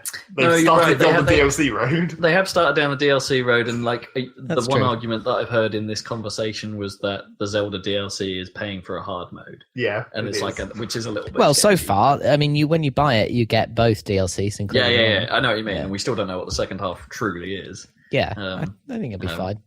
And the second half is going to be more substantial than what they've put out so far, from what they've Yeah, said. So. yeah, exactly. It's supposed to be a new Yeah. thing. And it's not actually that unreasonably priced either. If you think Nintendo have a pretty No. good track record of making their DLC very good value for money. The Mario Kart stuff was good. Except Smash Bros. Smash Bros. Is the outlier, that which is terrible value for money. That's just. I mean, that fan base is just stupid, rabid. So they'd probably pay Hello. for anything. It's because they accidentally / maybe intentionally made the DLC characters more powerful, and therefore in tournament play, like I think I need to buy this expensive character that's actually better. That did happen. Did they not patch that? Did that get sorted? They tried to balance. That would be even more annoying if you bought the awesome character and then they nerfed it. Well, that's how That's how it fighting works. games work. They have to, yeah. That's how it works. In fact, that happens frequently in every hero game these days. Like, Overwatch had that problem for a while. It's like, we've introduced a new character. It's too good. They're either too good or they're completely useless, Yeah. as was the case with Orisa. When Orisa launched, it's like, no, she's rubbish. Yeah. But I actually see her getting used more and more now. And it's But it does seem like for Smash Brothers, where you're making these DLC characters, does seem like less than coincidental when you've accidentally made most of the DLC characters high tier. There's no like really shit DLC characters that are just like only there for the casual audience to have fun with and be an interesting character reference. They're all pretty good Yeah. in terms of like tier lists. that's fine. I don't mind that. As long as there are characters that you can beat them with, that it's Like themselves, for example. that's not quite what I meant. But anyway, Nintendo Mario Kart 8 to me is the best example, and it was the first example, right, of a Nintendo DLC pack, right? Pack, maybe. I mean, the Smash Bros. DLC would have come before that, right? I don't know. Maybe. At least the first one. Or Yeah, but the Mario Kart 8 DLC packs, or especially if you bought the bundle deal, I think it was like £16 to get 50% more game. Yeah. That was the good one. That's a fantastic deal. Keep doing that, Ninty. Lead the way. Your games may be expensive, like from the outset, but like if the quality is there and the DLC is reasonably priced, then it's Nintendo's worth it. games even aren't necessarily expensive from the outset. They're like Well, now they're just average from the outset. 55. Well, I don't know. Some of the Switch costs are a bit high for games, like even the physical versions. Like what are you talking about? 45 minimum. I don't know. I still came under 45 for Odyssey, so Still, bit rich. But then you have the Nintendo problem that their games don't get cheaper ever well, sure. But on any medium. Anyway, any more news? What else we got? There's a TF2 update. What is that? I don't know. What is it? Update. Jungle something. It's just what you'd expect. It's like the jungle skin for some maps, one official map, and then some number of community maps, and then Is that it? one official weapon and some number of community weapons. I thought the pyro had a Basically, just a jetpack. TFT update. It's just a map update, basically. Doesn't I thought I saw the pyro had a jetpack or something. Well, I'm sure it will just be a cosmetic replacement for his normal backpack, like always. You think? Unless they've introduced yet another random game mode where they've decided to have jetpacks, like they had the game mode that had grappling hooks. Oh, did they? The hell? Were they like being like, we can be Titanfall if we want? Yeah, I think that might have been. Well, I guess it would have been after Titanfall 1, but way before Titanfall 2. So And these the are bed- like skins for the maps, right?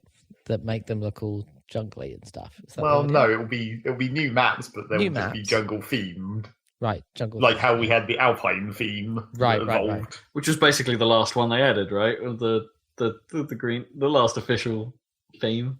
I don't know if Valve did make an official Alpine map, or whether those were all community maps. Cold front. Coldfront is Is it slightly community? different. That's snow. Oh right, yeah. The Alpine one was like that weird payload map that went into the tunnel at the weird trenchy. What's that called? Waterworks? Maybe is it the one that had the trenchy? The starting point had the weird base, and then the trench around the front. And the payload was going over the trenches in various weird ways. Yeah, it was just a complex map, that one. Well, that's why that's how you can tell it was a community map, because it was slightly too complicated in terms of layout and weird back routes. I think it had its better moments, that map, but that starting one especially was a bit nuts. Yeah, so the Alpine skin, and then I guess the snow skin was technically something, because there was Cold Front and there was the King of the Hill map that was in the snow. Whatever that was called, don't remember. Is that Cold Front? No. Oh no, the King of the Hill. Oh, King of the Hill. Sorry, yeah. No, I know what you mean. Yeah, I can't think of it. Cool. Flamethrower improvements. Afterburn. Burn duration is now based on how long the flamethrower was actively hitting an enemy. No more puff and run attacks that make enemies burn for 10 seconds. It's a shame. That's kind of a key tactic. That's what makes the pyro. That's what makes the fire useful. Yeah, that was the whole point of Afterburn. That you could just hit someone, and even if they retreated, you were still doing damage. Yeah. But, it definitely has some kind of jet backpack. Fires a short duration blast, deals 3 times falling damage to anyone you land on. All right, so you do. There is actually. It's like a secondary weapon. It's a bit like a Farah jump by the sound of it, or a flare jump. Yeah, I guess. Yeah. The actual scientific term for lighting a fart is pyroflatulence. In case you were wondering. It has to go in a slot, but then what does it replace? Does it replace the shotgun? I guess it's a secondary. Yeah. I mean, sure. I mean, you could already. That was where the flare jump was for the pyro, I guess, because it's the flare gun that has the explosions that you could do the flare jump with. Right. Yeah. So I guess that's still technically the same slot. I never tried that. It was real difficult to do the flare jumps with them. You got virtually no height. It was really just for you could add quite a lot of sideways momentum, so you could do long jumps essentially. But clearly the supreme pyro tactic was still the set them on fire, air blast shotgun. Yep. That's still. I mean, even when they tried to nerf it in the last major patch, it's still pretty damn effective. They did break it a bit more for the extinguisher play. That didn't work quite so well. Well, that was when they changed them mini crits from the front rule. Yeah. I mean, it still technically works. It's pretty effective, but just not as you could. But that shotgun was still still the best option for that tactic. If you're going to be blasting them to hold them in place, you may as well use that shotgun rather than the extinguisher. I preferred the old extinguisher tactic. Well, yeah, the old one. Yeah, the original one, because that was just more instant murder. But the shotgun was back before that got there. So the air blast strength has increased, but air blast now causes the target player to have reduced footing and air control for a short period rather than losing all control. Air blast factors in the upward angle of the air blast rather than having a fixed upward force. Oh, so you can sort of. Pointing up, you can puff people upwards more. Well, that's kind of closer, I guess. Yeah. To actually keep them off the ground. I kind of like that.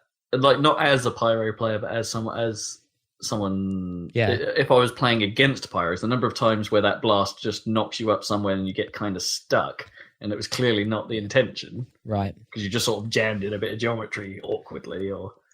Yeah, and it's because of the upward thrust, and it's why did that? And you look at it and go, why did that happen? Yeah, but then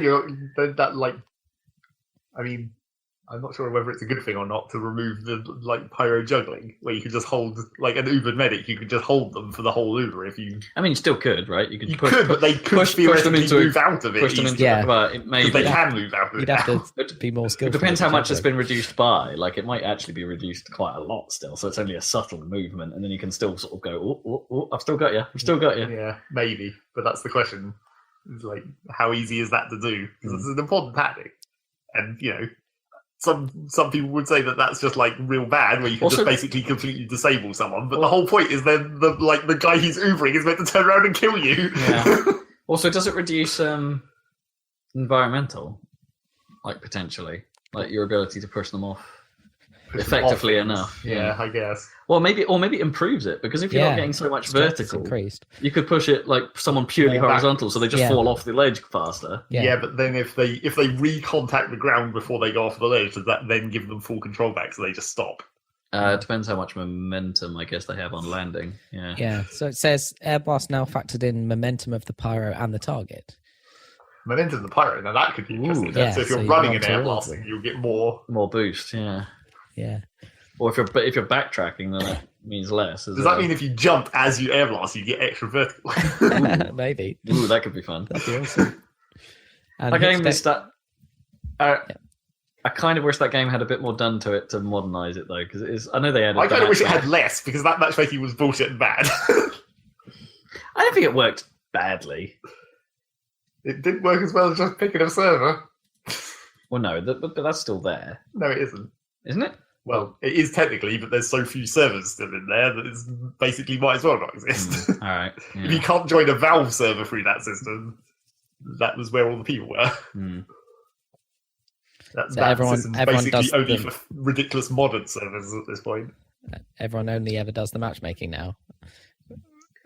That game is showing its age since the for the last. It's year freaking ancient. I mean, no other game would be expected to last this.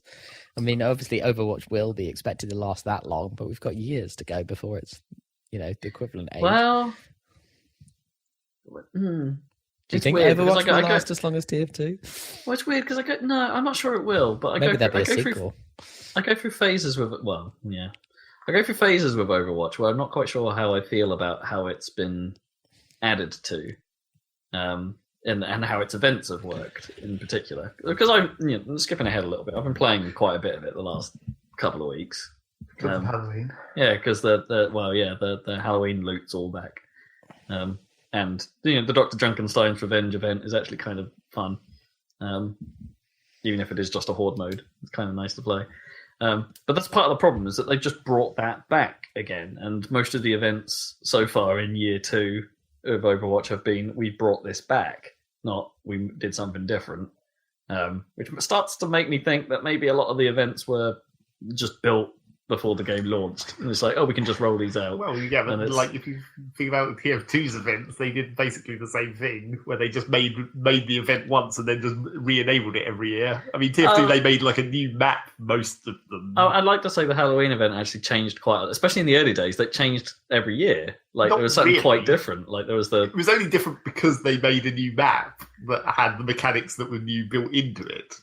I thought it changed quite a bit, because you had Headless Horseman, and then you had the Bombernomicon, and then you had... Yeah, those were... I mean, they were... Well, the extra stuff that was linked to those were in the maps, but the Bombernomicon you could use whenever, but the... No, but they had the whole different boss fight, because the second year they introduced that dude. It was a boss fight that only worked during Halloween and on those maps, right? But you had Headless Horseman the first year, and then they introduced a whole different bad guy the second year. Yeah, but that's just like a new map, essentially.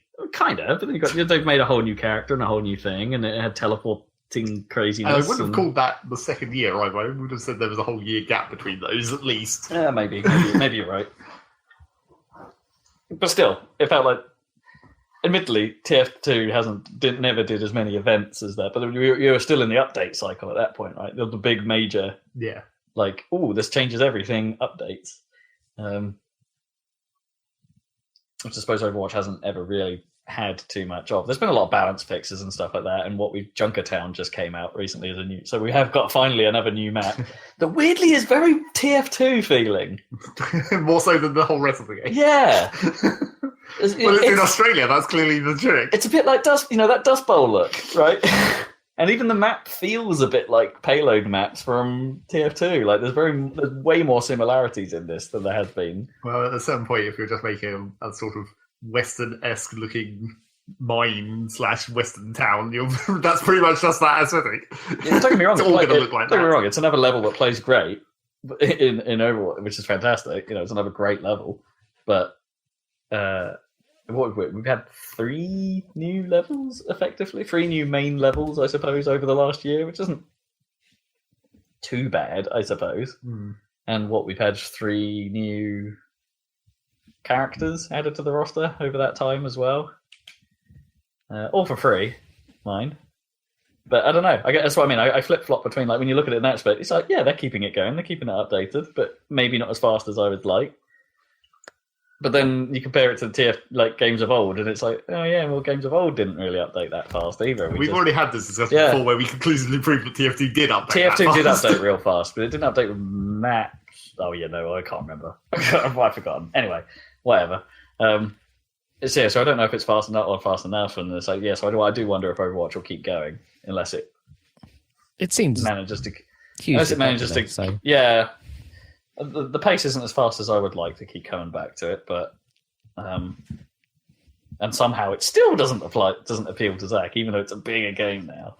Not that bigger though. It's 50% bigger. That's also a problem though. That's not necessarily a good thing to say. That's like when they talked about how Battlefront 2 was like 100% bigger than Battlefront 1. It's like, now it's a proper size. But yeah, I don't know. Overwatch is good enough that this has always been my argument, that the mechanics work so well in that game that the actual size or number of maps has never actually been that much of a problem. You want more because it's a great game, not because there isn't enough. Overwatch. I don't like the Mercy updates. It's something I just don't gel with it. I mentioned this a few weeks ago, but they changed Mercy so the Herald doesn't res everyone nearby anymore, and that you've got a single person resurrect on a cooldown. Right, but it's trickier to use, and if you fire the ult, you get an extra charge of your one person revive. Right, okay. So you can fire an extra revive off when you fire but the ult is basically you can fly. It doesn't actually really do anything particularly fancy or anything really that useful. You just can suddenly move in 3 dimensions. So it's not. I mean, you could go after a Pharaoh, I suppose. Perfectly the best plan with your pansy gun. Yeah, I don't really get it, honestly. I don't really get what, but it seems like every competitive team now has at least one Mercy on depends on what game mode you're playing. You can only have one Mercy, but I mean, every team has a Mercy now, and it's like, why didn't you have that before? It's not different enough, but. Anyway, yeah, not sure I like the change. I suppose it is a bit fairer, but in some respects. But it means I'm playing a lot of Zenyatta now as my healer. It's just more fun. Orb of Discord. Any more news? Last thing I had was the leak of some OG Xbox games that are going to be on the backward compat list. So we've got Prince of Persia: The Sands of Time. Classic. Yeah. Red Faction 2. Oh, yeah, it is. What's that? Red Faction 2. Fusion Frenzy. KOTOR. Ninja Gaiden Black. Hard as nails, isn't it? Crimson Skies. High Road to Revenge, of course. Psychonauts. Sweet. That's on PC. I don't know. Grabbed by the Goonies. Only Psychonauts on PC, but it's been free on the Humble Bundle store a number of times now. Yeah, fair. That's the news we've forgotten about. Oh, yes. Much more important news. Okay. Yeah, this is a more corporate nastiness, I suppose. Oh, great. IGN own Humble Bundle now. What? Yeah. It's weird, isn't it? So IGN, the news, journalism, reviews and previews and games media company, now have bought the Humble store and Humble Bundle. Which surely is a conflict of interests in some respects. Yeah, we're because reviewing... Humble also is now a publisher. Oh yeah, and Humble are a publisher as well. Yeah, and so like IGN are publishing games, reviewing them, and then selling them to you. That's what you're worried about. Yeah. If you see a review of a game that was published by Humble on IGN, then you might have worries about that. It'd be interesting to know if IGN just have a policy down where it's just like, look, we're never going to review a game that that our corporate family has made. You'd hope so. Because then the problem kind of goes away. And I'm not sure IGN are known as much for their random editorials, like sites like Giant Bomb or Kotaku or anything like that. They're more by the numbers. Here's a review. Yeah. Here's a trailer. That kind of stuff. So if they don't do a review, maybe that's okay. But still, it's a bit weird. Right? Am I the only one that thinks that? Yeah. No. I mean, what are they? Is there going to be like another slider on the Humble thing where it's like, here's the IGN portion? Oh, yeah, always put that to 0. Yeah. But then that's what people were saying about it, where it's like, well, now I have an even better reason to never have the Humble slider be above 0 because now you're owned by IGN. I gotta admit, I do. That is the one thing I tweak. I always put the dev amount and the charity amount to about the same value, and then turn the Humble tip not all the way down. They gotta have something to keep the thing running, right? Keep Or the lights do they on. now? Yeah, or do they now? Yeah, good point. But so there's always a little something there. But no, I'd rather the money go to. The whole point is that it's the charity thing. Yeah. Generally, so I'd rather the money go that direction. And don't get me wrong, I don't expect Humble Bundle, that part of it, to change at all, really. Nor do I expect Humble Store to change. But yes, it's just the connection. So. It's just the connection. You hope that that's not going to change, and where there would be overlap, there won't be. And then everything will be fine. It will just be a weird, like, this company owns this other company in the background where it seems weird, but it's irrelevant. That's what you're hoping for. Yeah. Anyway, weird stuff. Yep. Xbox Originals, no Jet Set Radio Future. No. Come on, that is and Panzer Dragoon Order. Those are my two, right? My top two. Yeah, I'd probably pick those two. Yeah. I would. And Burnout. I would say Outrun Burnout 3, 2. As well. Oh yeah, Xbox version Burnout's pretty good. I would say Outrun 2 as well, but I know that's never going to happen because of licensing. Right. But, yeah. Rally Sport Challenge. Really important. The classic dice game. Everyone's favourite dice game. Yeah. I bet we did think of that. Ice racing. I'm constantly having thoughts of just getting the console out because I've got Rally Sport Challenge 2 and you had the original. I had the original, yeah. Yeah, which were quite different games, actually, in some ways. With that stupid video where I don't know how I managed to take it, where I did a flip for some reason. Oh, which is recorded with a camera off your TV. Off your TV, yeah. Which I found a copy of the other day. Yeah. Oh, you did? Just stashed in amongst all those other random things that we use that camera for. Yeah. I haven't got that. That would be cool. Because it just has you doing a perfect barrel roll and landing, and then I think you just say "sweet" as you would expect.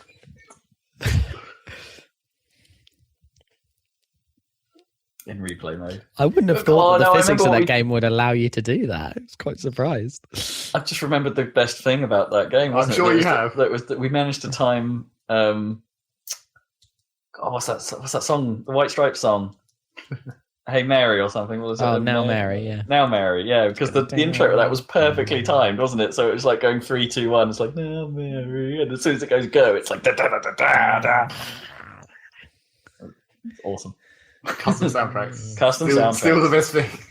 Yeah, because they changed that in Rally Sport 2, so the custom soundtrack's always playing. Yeah. Like just a standard. Like it didn't. Yeah, it was just always on. Like so, it didn't change when you started a race or something. It was just always playing.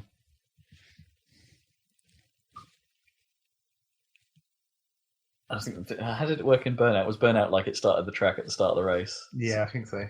So you could have Mona Lisa Overdrive or something going, and then yes, you had a nice ramp up. Yeah. At the start of the race. Or the Agent Smith fight, whatever that music's called. That's quite funny. Is that the Agent Smith or just the highway? No, Mona Lisa Overdrive's the highway, but like the whatever the Agent Smith music was quite a good Burnout theme as well. Mm. That one was a little too dramatic right immediately. Yeah. Go! Ban.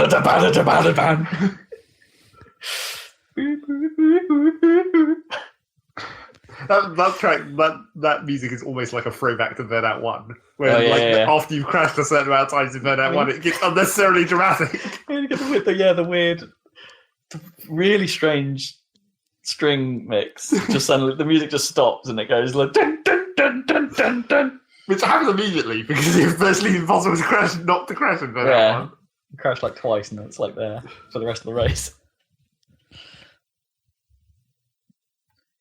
OG Xbox. What console? What machine?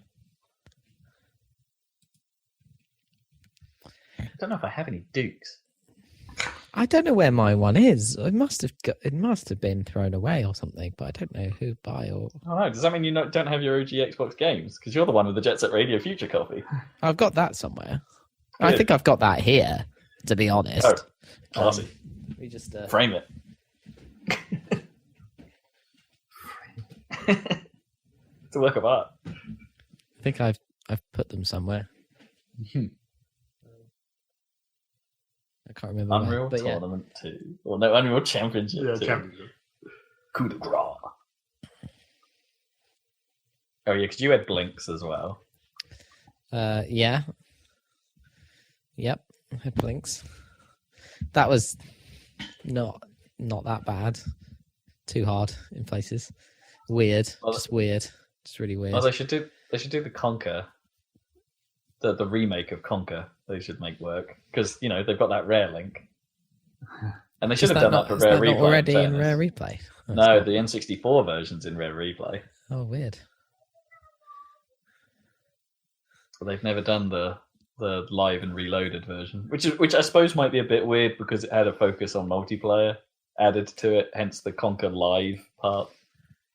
Right.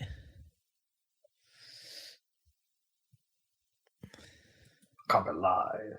Like a lot of people on the comments threads, I saw some comments about why is Mech Assault 2 not here, and it's like, well, because Mech Assault 2 was really an Xbox Live game, and old Xbox Live doesn't exist. Good luck with that. Forza 1 with the paint, but Forza 1 had the cool paint leaving mechanic. Like, it's not really a mechanic, but you could leave paint around the track. Yeah, you scrape the wall, and the wall would turn the color of your car. And then you drive around the track, and it'd still be there. Okay.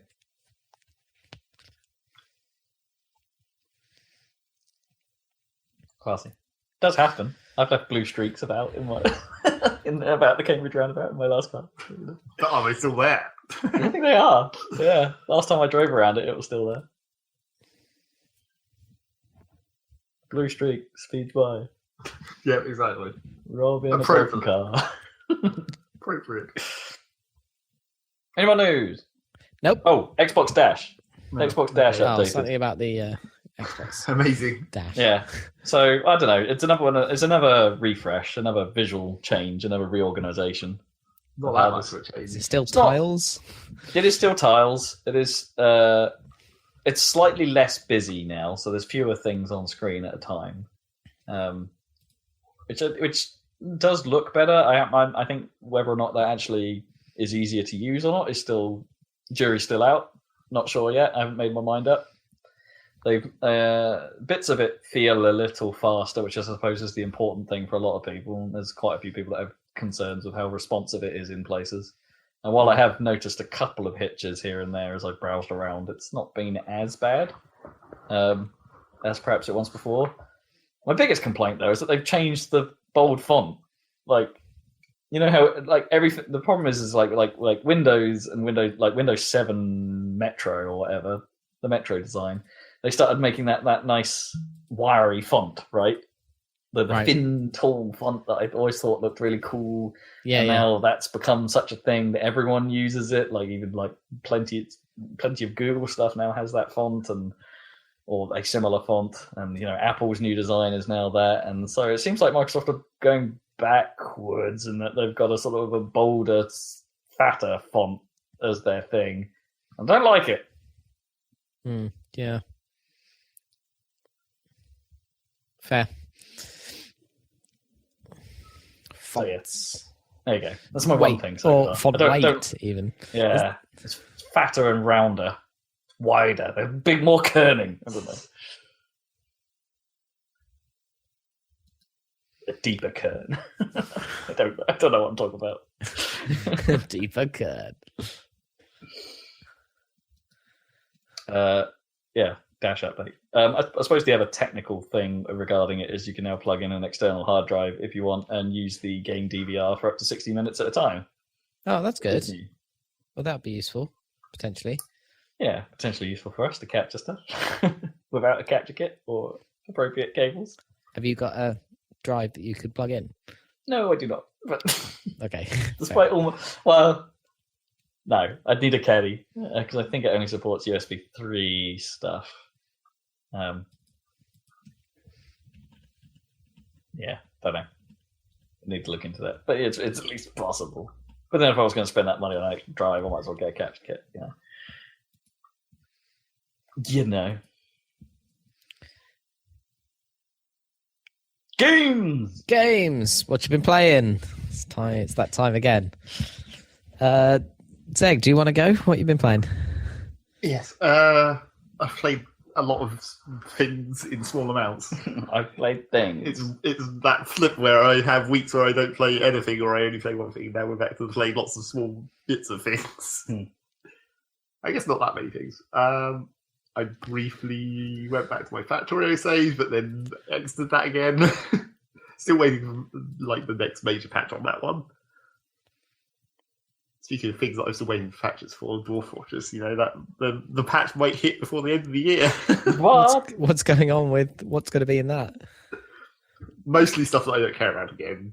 It's like mainly like it's like world building stuff essentially, but some of it does spill over into Fortress mode, dealing with artifacts and now artifacts mattering more rather than just being a thing that your dwarves made. So there's that. I played some amount of Kerbal Space Program again.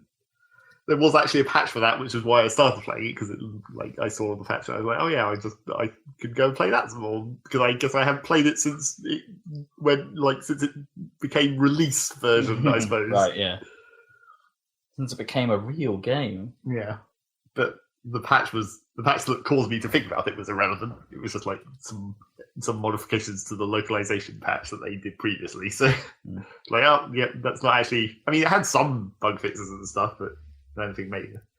I went back in there and started up a new career save and tried to go through the progression, and it's definitely smoother nowadays. Like the balance of the contracts that it automatically generates is better. It gives you more logical things that you can do with the current technology that you have. Right. It's not asking you impossible tasks, you mean? Yeah, and like the progression of the things that aren't contracts but are just like world records is what they're essentially called. Where it's just like every time you achieve a new thing, you just get some extra money and stuff. Oh, cool. So it just has a nice list of those that you can go through as well. I still haven't got out of the local area. Done my first couple of orbits of Minimus instead of the moon. So like that basically I've gone through the easy bit. Once you get beyond the first planet, then that's where it gets more complicated. Go to the other planets. That's the easy bit now, isn't it? I thought just actually being able to fly a thing was the hard bit. Not as hard as it used to be.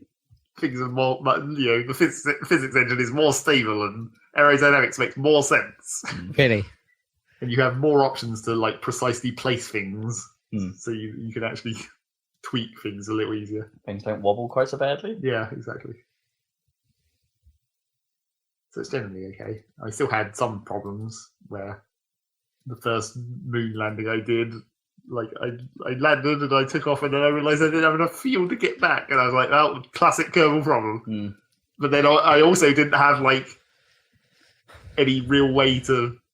I wanted to bring the whole ship back because it had like the science in it. Like I wanted the data that was stored in the ship components, and I'd like you could maybe send a scientist up there and then take the data out because that's a thing that the scientist class can do. But I don't think I actually had either capability at that stage, so I don't think I could have actually done that. So instead, I had to spend some science to unlock the like grabber that is meant to be used for asteroids, and then just grab the ship, fly another ship up there, grab it, and then like use it as a tug and just drag that whole ship back, which worked. Once you get used to docking, that's another. There's a lot more options nowadays for like making your maneuvers easier. I mean, apart from the maneuver nodes that have been the classic, but now once your probe cores or your pilots level up sufficiently, you get like you can automatically tell them to face forwards or face backwards or face target or face maneuver. So you could have them just point the right direction, and then all you have to manage is the engine then, which makes things a bit easier for like dealing with docking and changing orbits and stuff. Still kind of tricky. Yeah, I still haven't got to the point where I feel like I still feel like I'm slightly behind the curve in tech. Like, I can land on the moon, it's just kind of annoying and difficult. Like, I've definitely built better moon landers before, but I'm like, what is the specific bit of tech that I'm missing that would make this easier? And yeah, the newer science systems that I haven't really fiddled with yet since whenever those were patched in, like the mobile lab and stuff. Or what things you can just land on planets and be like, or just keep in science here. Yeah, it's basically like a way to get long-term science, because normally you use the science module wherever you are, and generally the science modules are like location specific. So it's like if you're in the moon's far side crater, that's a specific location that you can get science for. And then if you fly somewhere else on the moon, it's like, this is a different set of science. But then in order to get the full amount of science, you have to bring that back to the planet, bring that all the way home. Or you can use the antennas to transmit it, but then you don't get as much. So it's like, do you want to have your probe just stay on the moon, but then you won't get as much of the actual science from it? Or do you want to actually make it a return mission and get the full amount? And sometimes not even the full amount. Sometimes you have to repeat an experiment to actually extract all of the science you possibly could. So then you're thinking about, like, do I want to put multiple of this one science module on one ship just so I can do that same experiment multiple times but in one flight? So then you're making bigger ships and heavier ships, more inconveniently shaped ships. More fuel. Oh, and the other thing that's new, I guess, that's actually new since last time I played is they made the communications network actually matter now. Like, before you'd have antennas and they were only for transmitting science, and they just used a certain amount of power for the amount of science, and that was it.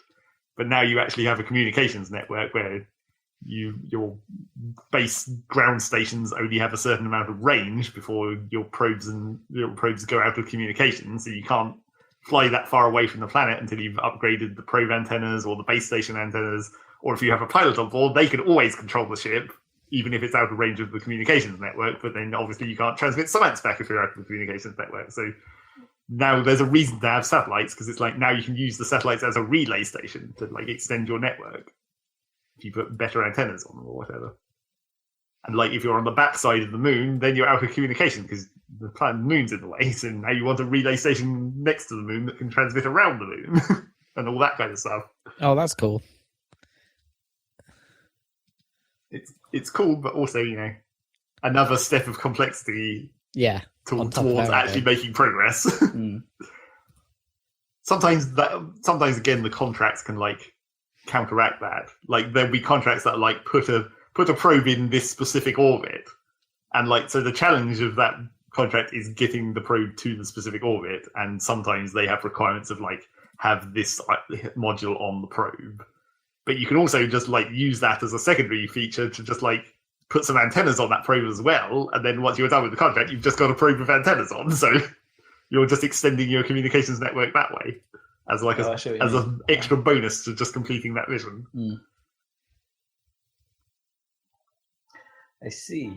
I'll repurpose it later. Yeah. And I did have one mission where I launched a probe into a specific orbit for one contract, and then another contract turned up that was like, we want you to move that probe to a slightly different orbit.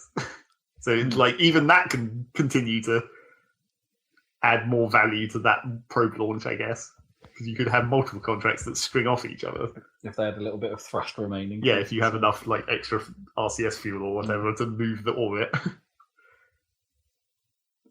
Although I did completely screw up the first one of those contracts I tried, because I launched the ship got it into this orbit, which was quite an awkward one because it was like a polar orbit, so that always takes more fuel. Very precisely adjusted its orbit until it like overlapped the thing, and I was like, "Why is this contract not completing? I'm totally like these lines are exactly overlapping, and I can't possibly get any closer." And then I realized I was orbiting in exactly the opposite direction. I was like, "Fuck!" Now I'm gonna have to launch another probe because I'm gonna have to totally do this over. That's quite funny. But I left that first probe in like the opposite orbit, so now I just have two probes that are like a few like kilometers above each other, just going in opposite directions on the same orbit, essentially. Sounds dangerous. Well, they're far enough above each other that we find. But yeah, better coverage for the Wacom network. That was very inconvenient. Make sure you remember which direction the orbit is going. It's helpfully indicated by the like fading line that trails behind the orbit, so you can see which direction it's moving in. You're supposed to be travelling to the non-faded part, effectively. Yeah. The fade is the tail. The fade is like fades into the tail from from the direction of motion. Make sure you get that right before you make a pointless satellite. How does the money system work in this then? Like, is there money? Like, can you just fly as much as you want? Like, can you lose? Yeah, you can lose. I mean, it's fairly difficult to lose because the contracts and like the world records thing just gives you money as you progress. Not that much, but then like the contracts, you just want to be marginally careful about what ones you take. And of course, it depends on whether you're like being hardcore about it and like if you fuck up, just letting everything explode or not, or whether you're just reverting to vehicle assembly and then fixing it. Because you could probably waste quite a lot of money. I guess what I mean is like, what if you get to a point where the contracts you're trying to achieve are quite difficult, and it's like, you just keep having failed attempts. They always give you a spread of difficulty on the contracts, and most of the time the contracts like expire after 5 days, and then you just get new ones. So if you had a whole set that you couldn't do, you could just run the clock and see if you get a new different set that might be more manageable. So if you accept one, do you get a time limit on that as well? Yeah, then? But that's usually much, much longer. Yeah. Like even the ones that seem quite simple, where it's like, I've got missions for like plant flag on the moon, and it's like, this contract expires in 10 years. Yeah. I was about to say, that would have to be lenient, because it'd be really frustrating to run a super complicated long mission and then get back and like, the contract expired, you lose. Well, 10 years might be a bit excessive for the moon. Like the moon trip is only like a week. But still, if you mess up a few times? That'd be quite a lot more than a few. Yeah. So yeah, it's still curvily. I still feel like there should be a way to like legitimize reverting to launch, maybe, because it's one of those things where it's like you're self-imposing difficulty at that point, where it's like, if this launch fucks up and nothing explodes, I'll just commit to that and lose that money and crew or whatever.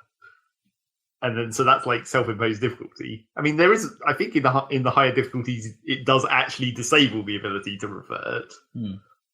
But then the trouble with that is that a lot of the time in Kerbal, when you first launch something, you don't necessarily know 100% how well it's going to work. Particularly for things like if you're thrust limiting an engine. Like when you're using solid fuel boosters to do a launch, because you can't change the throttle on solid fuel boosters, what you want to do is change the thrust limiter, but you want to set the thrust limiter compared to like the weight of the ship, so that you accelerate at like a smooth speed as you move through the denser parts of the atmosphere and everything. Right. And you can't really do that without knowing how that works. Like you pretty much just have to launch to see whether that's the right amount of thrust limiting, and then if it's not, you revert and then you change it slightly to make it better. And that's not really something you can do. I mean, you could theoretically do it if you like calculated it by the weight of the ship, but then you'd still have to have that knowledge of like, how much thrust do I need per weight and how much thrust is this engine putting out, and you'd have to do the calculation. Well, I assume aero comes into it as well. Yeah. So to some extent, you do just need to launch to see if things work, but then that it's like, I kind of want like a simulation mode where it's like, it costs money to do this launch, but it's not a real launch. Okay, yeah, you're running it. Yeah, I see. And then you could present it all in like fancy blocky graphics. Yeah, or something. Yeah, that would be cool. Experimental mode. Yeah. I feel like there could be a way you could do that, but it's not really that necessary. It just depends how hardcore you want to be about hardcore moding it. Iron Man. No revert. If it explodes on the launch pad, then screw it. If you accidentally fuck up the thrust limiting and it can't even take off, screw it. Although in that case, at least you'd be able to recover the ship at 100% value, so you'd probably get most of your money back. Just a little bit of burnt fuel. Mm-hmm. So yeah, that's Kerbal. There's a video of one of the early American rockets. I can't remember if it was manned. I think it was, but anyway, I'm trying to remember what exactly went wrong with it. But it went to lift off and fired its rocket for like a second or something. Well, after liftoff, so it jumped up and then it fell back down and like managed to balance without falling. But for some reason, then the escape tower jettisoned the escape rocket. Right. So well, it came off but didn't actually do the escape thing. It did what it would normally do. During successful launch when you want to get rid of it. But it didn't like pull the command pod off. No, it didn't pull the command pod off. So the command pod was on top of a fully fueled rocket that was basically balancing on yeah, so it was bad. I think they managed to recover it or whatever, but that was like not a good situation because there was some kind of problem with obviously the escape tower system. I think it was something to do with the order of, as it lifted off, it was supposed to detach itself from various wires on the ground, and it did it in the wrong order or something. Or something went wrong and it aborted the launch. So it aborted the rocket, so it fell back down. But then it didn't abort everything else or something. But anyway, it was not good. And that was like real. I don't know if someone was actually in it though. And it didn't blow up, but it was pretty close. That's not what you want. No. Jeez. It was weird when they put the escape tower in the Kerbal, because it doesn't really work in Kerbal because of the way like aerodynamics and acceleration work in Kerbal. Like it's meant to lift the pod off, but like because of the way generally the engines that are thrusting the rest of the ship upwards are hard, like because of the way momentum transfer doesn't really work correctly in Kerbal. It just like the upwards thrust of the other rockets just holds the command pod on top, and the escape rockets aren't really enough to move the pod off it. It's like it doesn't adjust, it doesn't counter the acceleration correctly or whatever. Sometimes you can manage that manually by just like trying to use the stabilization to just flip the command pod off the top of the rocket. But then the command pod just tends to collide with the rest of the rocket, and then it blows up. And then it blows up. Not good. Kerbal problems. In a situation where the command that rocket was just stood there, right? Yeah. The dangerous way. Would it be possible to add a system to these rockets where the command pod can just fire itself off the top? Well, that's what the escape tower's for. That's what it's meant to be for, yeah. Well, so explain to me the escape tower here. It's basically like a tiny rocket that goes on top of the command pod and that pulls it offwards. Right, yeah. If something goes wrong. Goes on top of the command pod. Yeah. Yeah. The rockets fire like diagonally downwards next to the command pod, and it like shoots it up and away. Oh, weird. Yeah. I guess I can't visualize what that looks like. Yeah, I need to look that up at some point. Yeah, launch escape system. Look that one up.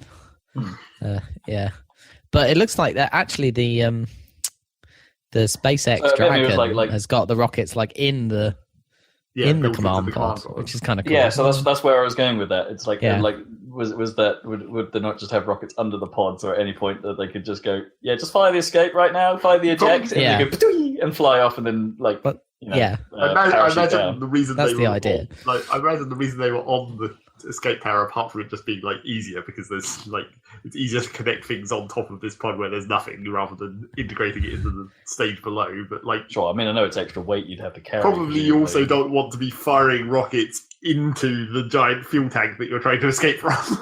It depends how that works, yeah, or how insulated you can make it. Depends how much heat transfer there is in that like couple of seconds as you're trying to accelerate away, as long as it doesn't continue to explode.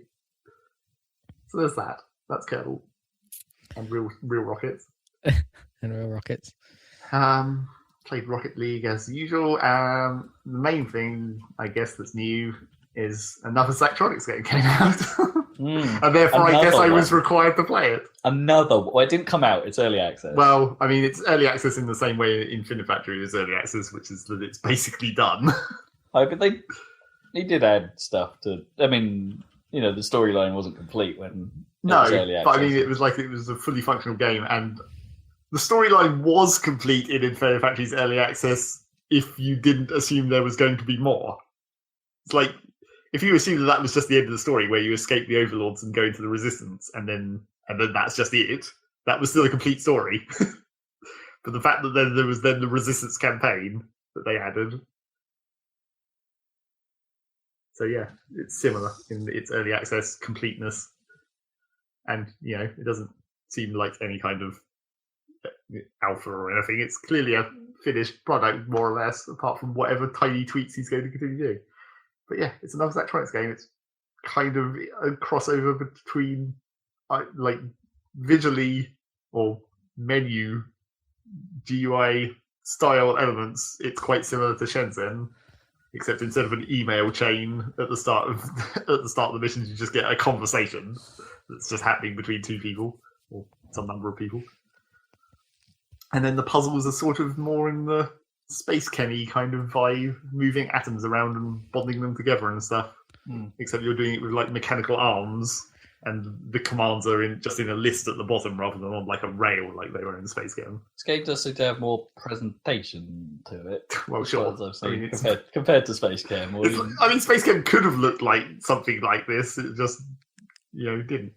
You could have, if you put more fancy graphics on top of what was already there in Space Game, it could have looked close to what this does, I suppose. Yeah. But yeah, it's got grabbing arms, and basically I'm sure I talked about this on the podcast at some point a million years ago, probably when I was first talking about Space Game, but it's basically a full game based off the Codex of Alchemical Engineering, which was a Flash game made by Zachtronics before Space Game. And it's basically this game, moving atoms around with little grabber arms that rotate. Except on this game, it's a hex grid instead of square based. So 6 angles of rotation instead of 4, which leads to its own complexities. But yeah, apart from that, it's a very similar kind of Zachtronics game. Histograms and all that stuff.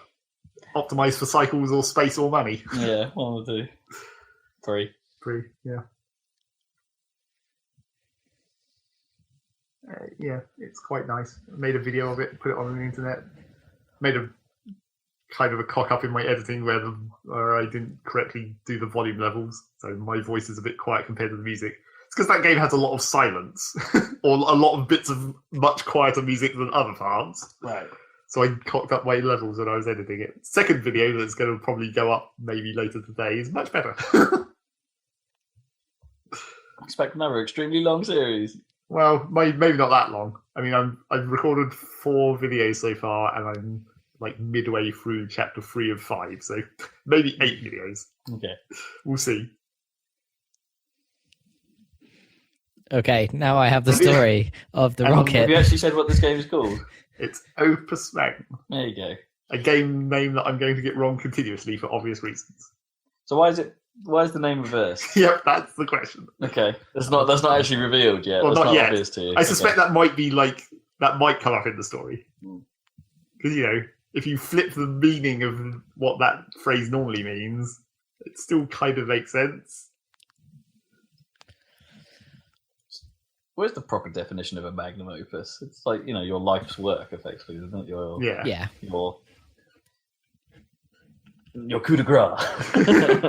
Yeah. So I'd say, if you flip it right, that's going to be the work of life. I see. Right, yeah. And that sort of makes sense from an alchemy perspective, Philosopher's Stone and all that crap.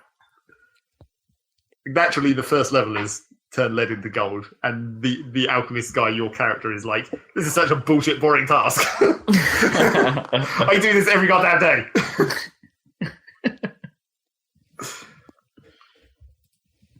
Well, not quite in words that strong. It's much more pompous fantasy. Much less bullshit swearing like I. What is this? Do these menial tasks and beyond this. Yeah, something more like that. Zidelo. Except less French. Yeah. Don't know why I went that way with him. So yeah, that's a game. That is a game Sure is. that's not out. It's technically out. It's not out. Sufficiently out. It's early access. Not really. It's purchasable. Yep, it definitely is. It's cheap.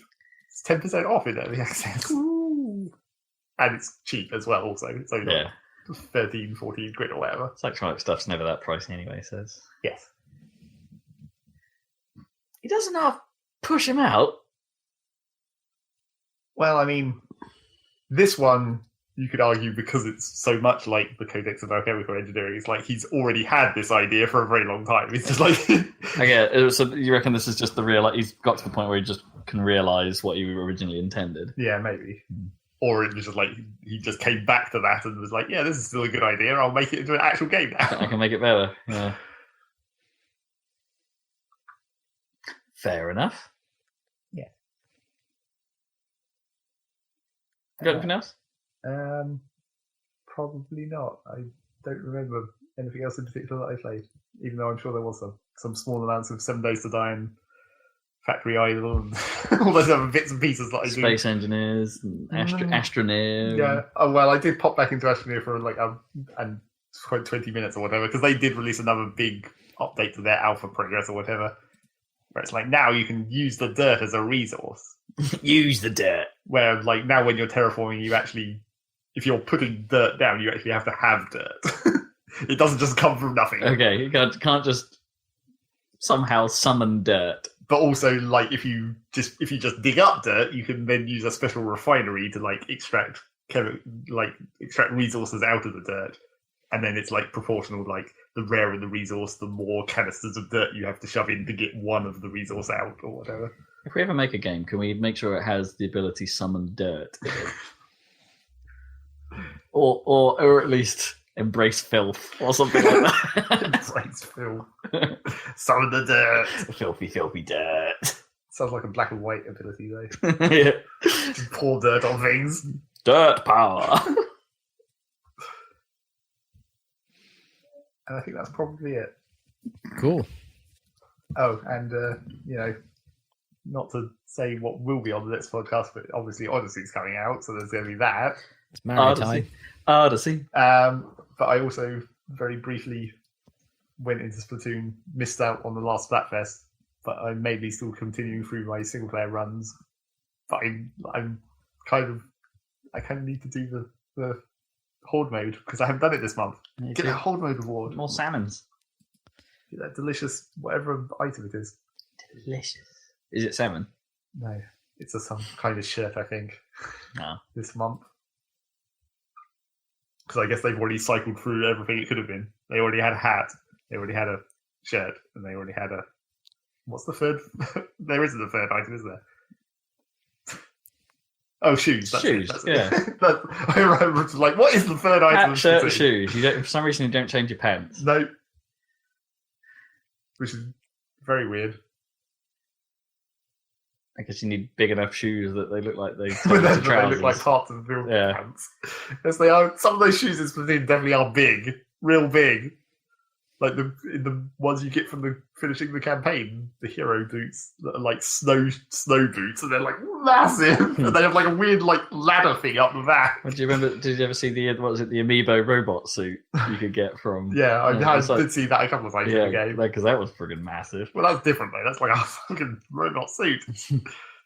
The whole thing, like you were Samus or something. White Samus. It's more like Genji. Wait, It was like white it was like white and green, I think, wasn't it? The robot suit in It looked Splatoon. more kind of grey blue with lights. Maybe the lights were made it more green, I guess. Yeah, definitely. Well, green was a part of it. Yeah. So that's that. But dude, Cool. What do you play? What have you been playing, Rob? what did I play? Well, like 2 weeks ago, I forgot about talking about something. Did you? I played. Is it that important? No, Okay. I played through Sonic 2 on the Mega Drive. Relevant. Yeah. because we talked about Sonic 1 and how weird Sonic 1 is, really, to go back to. Sonic 2 is a proper Sonic game. Yeah. It's kind of weird in places. Well, yeah, I sort of forgot how absurdly difficult the end of that game is. And got what it took me. It's a lot longer than Sonic 1, a lot longer. And I got to the end of it, and then was like, oh, I've just burnt all of my lives on the end boss, and I didn't beat it. I couldn't beat it. That last boss is evil, and there's no rings. That's what makes it evil. Yeah. There's no rings. I didn't get a full Chaos Emerald run either. I think I got 5 of the 7 because those Sonic 2 special stages are quite mean. Yes, and difficult to pass. Yeah, unless you're playing in actual 2-player and you've got a human controlling Tails. Yeah, and then in which case they're a lot easier. But yeah, that was tricky. But that was fun. But it leads me to talk about what we should have talked about last time, which is Sonic 2 HD. Because that project is still alive, and they put a demo out, right, okay, which lets you play 3 of the zones from Sonic 2. So you get to play Emerald Hill, Chemical Plant, and Hilltop Zone, and that thing's pretty impressive. It's not. I mean, the engine doesn't exactly handle like the original does. There are places where you can make it do some weird stuff or handle some stuff, but it's pretty good. It's got to be said, and it looks. The art design the approach they've gone to it is like, let's take the vibe of the original and stay as close to it as we can, whilst adding to it to make it 1080p, and we can add a little bit more animation here and there. We can add a few more frames. We can make things run a bit smoother, and I kind of dig it. It's pretty cool. It's they've definitely achieved that. If you sort of take it's kind of the polar opposite of what Sonic Mania is trying to achieve. Sonic Mania tries to capture the feel of how you remember that game, pixels and all, but we're going to add some frames of animation. We're going to add some flair here and there. We're going to add things that we couldn't do before. This goes, well, what if we did that and made it high def? But still trying to keep it faithful to the old design. And it really works. It's pretty cool. It's worth checking out. Zach saw me play it. You got any input as a Sonic person? No, it would look kind of weird, really. But I think the trouble is that really high pixel density, high definition tile-based systems just always look weird. To some degree, yeah. I mean, they clearly added elements there are new tiles and stuff to it as well, like transitional tiles between things. Yeah. Like the lava in Hilltop Zone, there was nice glowy tiles around where it would touch the ground and things like that. They'd added stuff to it, and the bosses had new animations and stuff that they didn't have before that were made them a little easier actually compared to the original Sonic 2, because some of them likely didn't get so much of a warning that something was going to happen, but now there's a really nice obvious telegraph that something's about to happen. In actual fact, one of the glitches we saw in Hilltop Zone when we played it, that happened on the real thing as well. So it's like, oh, okay, that's a legit problem with the original game that's been replicated. Yeah, I don't know. I like it. Maybe, yeah, I can sort of see why it might not be to everyone's tastes. There is a thing about it, and do you really want to see that? I suppose when you get to high def, the art style becomes a thing in some respects, where it's less of a thing in pixel work. Yeah, it's like when it's in pixels, it's like you interpret it what you think it looks like. Whereas now when it's high def, it's like this is what someone else thinks it looks like. This is their interpretation of it. But I actually think it's pretty faithful to how I think they're going down the direction of, you remember the sort of artwork that used to be in like the instruction books and stuff like that. Oh, right. They're going down and the sort of concept art for the games. It's sort of taking that on board. And personally, I like it. I think it works. As I say, it's only 3 zones right now. I haven't seen any of what they might be working on beyond that. It'd be nice to see what that is. Cool stuff. Don't let this project die. Keep going. Outside of that, I'm playing some more Slime Rancher. It's that's as I said last time. That's a nice game to just pick up and play for a few hours and kind of not have to think about. You just sort of do stuff. The mystery of why Rob likes some games like this, but not all of them. Yeah, it is a bit of a mystery. It is kind of because it's kind of it's not cerebral in any way. You're just sort of like, it's a bit. I think it scratches a similar itch to the open world thing to me. Actually, you know, like when you're checking things off a list in Assassin's Creed, you're effectively just doing busy work, right? And Slime Rancher is pretty much a game about busy work. You're just moving. You're walking around feeding your slimes, keeping them in pens. It's like, oh no, physics have meant that they've escaped dramatically. I need to put them together before they all turn into tars and start eating each other. It's like, I need these things, and I need the money from them. I need their poop. I need to sell their poop. Except now I need their poop for multiple things because I've discovered the lab, and the lab expands what the game is about in ways I don't yet fully understand. There's more to do. There's more to it than I initially anticipated. So it keeps drawing you in. Just when you think you've like, yeah, I've seen what this game has to offer, it's like, no. I've got some more up my sleeve. It's kind of cool. It's a good evening game. It's a wind down game. Yeah, you need a few of those sometimes for the winding down times. It's a wind down game. Which is not what Rain World is. Rain World. Right. Do you mean The Legend of Zelda? Oh, no, sorry. No, what? The Legend of Zelda Rain World? Just because there's so much rain. There's a rain. It was yeah, there is a lot of rain. Never mind, sorry. It's damp. It's monsoon season in Hyrule. Anyway. So Rain World. This is a weird one. It makes itself incredibly difficult to like. It's an indie title released in March this year,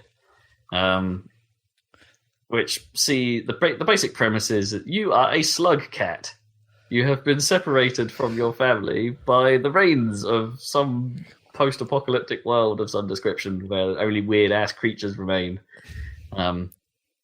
But you're like, sort of industrial complexes and things like that. And it's a 2D screen-based platformer. Survivalist platformer, where the basic idea is you have to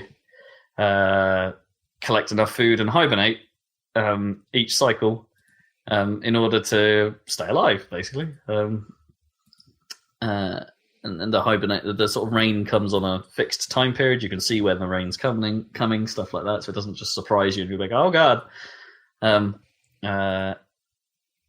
So that's in essence the basic flow. There's an emphasis on exploring as well, so you don't really, the game doesn't really give you much guidance. It's just like, here, go. There are places to see. There are probably things to do. You've got to survive in order to do that, and there must be an end game, right? But it doesn't tell you what that is. So it's just like, you could, in theory, stay where you started and just eat some food, go to sleep, go out. Oh wait, the food I ate last cycle isn't there anymore. No biggie, I'll go find some more food. Eat that food, go back, go to sleep. Do that again. Oh, none of that food is there. What do I do this time? Or I'll go out and eat some food. And then it goes, oh right, the food I ate the first year has come back now. So you could just keep doing that if you wanted, right. But that's not really the point in the game. The point of the game is to keep moving, to keep finding new places. I assume. Because there seems to be quite a lot of world here.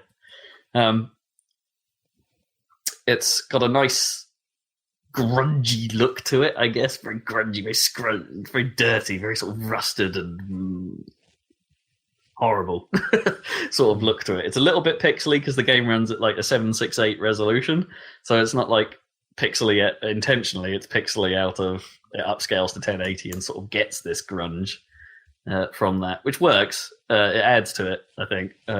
Adds to the sort of griminess of the look of it. And there's a sort of filter that sort of pans over a lot of the environments to make them sort of look a bit damp and a bit places you wouldn't want to put your hand, basically. Like you don't want to be part of this. And also, you're a bright white slug cat that never seems to get dirty, which kind of like, I don't know, makes it nice and easy to see where you are. But it's like, oh right, I should probably be filthy, right? It's got a nice procedural animation system on its on your movement, so everything feels very smooth. It's like, when you're walking around and stuff, it's all sort of a bit physicsy. Your limbs sort of padding along and moving. When you jump, there's a sort of wobbliness to you that's quite believable. When you're going through pipes and stuff, you're sort of squeezing into pipes, and your arms are pushing against the sides to move things around, stuff like that. When you're holding stuff and eating stuff, it all moves nicely and there's no real clips between you moving between animation to animation, because it's all figuring it out physicsy. And that applies to the enemies as well, although it's a little bit less successful on some of them. Some of them can get occasionally stuck in a sort of physics mess and just be like, blah, in the corner of the screen going, I don't know which direction I'm going, blah. But they will eventually figure themselves out. So that is ultimately where Rain World is good. But it's kind of no fun. And it's kind of an incredibly frustrating experience because of a number of things. It's like, one, the procedural animation system, while it looks nice, it has the sort of problem that Little Big Planet does, in that things can feel a bit too floaty and that you don't have precise control. Which can be a bit of a problem if you're running for your life. It's like, I need to get in this. I need to make this jump. I need to get in this tiny thing. Oh no, I've sort of wedged my arse in it, or in the wrong bit of geometry, and now I need to figure out how do I flump myself around this thing? Oh no, I've been eaten. Oh, problems. And the enemies are sort of also a little bit unforgiving in that respect as well. It can be a little bit hard to tell whether they've just hurt you or whether they've got you in their mouth and you're about to die. And it's like, basically, if you're in their mouth, you're like, that's it, you're done. But like, the game tends to hang on it for a bit, making you think, oh, I've got a chance, can I wiggle free? And it's like, no, you probably can't. But then occasionally you do. Occasionally you sort of spring out and it's like, oh god, what's going on? Move, run. So there's that, and then because it's like screen by screen, in a sort of classic fashion where you move off the screen just basically clips to the next view rather than scrolling. The enemies can be randomly placed in the world. So there have been a number of times where I've clipped onto the next screen and there's been an enemy right there and it's eaten me.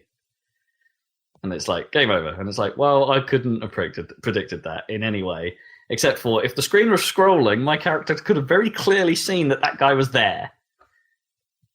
And this wouldn't have been a problem. So that's kind of bad. I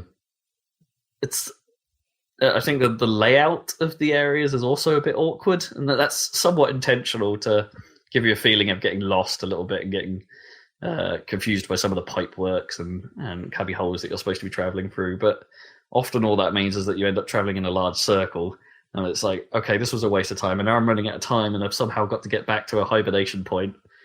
Get back to a sanctuary of some kind, but now I'm miles away and I've just wasted this cycle exploring pointless terrain. What do I do now? Run really fast and hope for the best, which can be a bit frustrating. The sanctuaries are often miles apart from each other, so unless you get a perfect run between sanctuary to sanctuary, especially when you're exploring, it can be real irritating to pull off, because it's like you just don't know where the next one is, and it can take you a while to get there. And then so it might take a perfect day to get there, which means you're probably going to die some. And dying is kind of a bad thing as well, because it has a really confusing karma mechanic. So if you manage to hibernate successfully, you gain a level effectively of karma. And you need a certain level of karma to get through certain gates in the environment. So that sounds fine. It's like, number of successful lives. That's cool. There's I think there's 5 or 6 different levels you can have. So you can only go up to level 6 and you can only go down to level 1. But every time you die, you go down a level. So if you're stuck on a difficult part at the edge of a region and all you're trying to do is to get through this karma door to go to the next region, you've then got to effectively grind a few cycles to get food and hibernate in order to get your karma level up, to then try and get to where you want to go.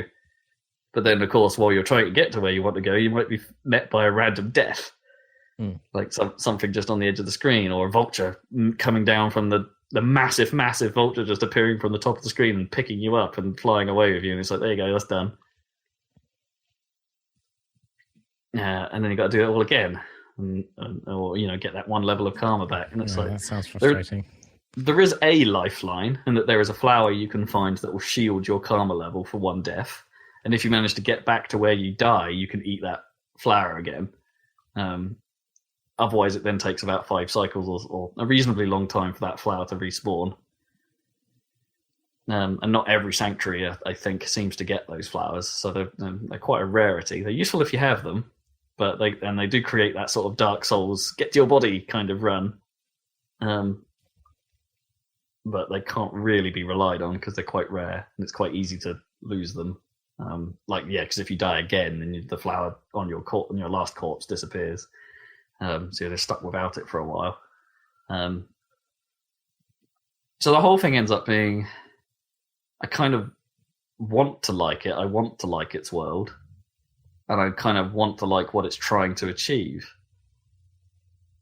But it's just not fun to actually play.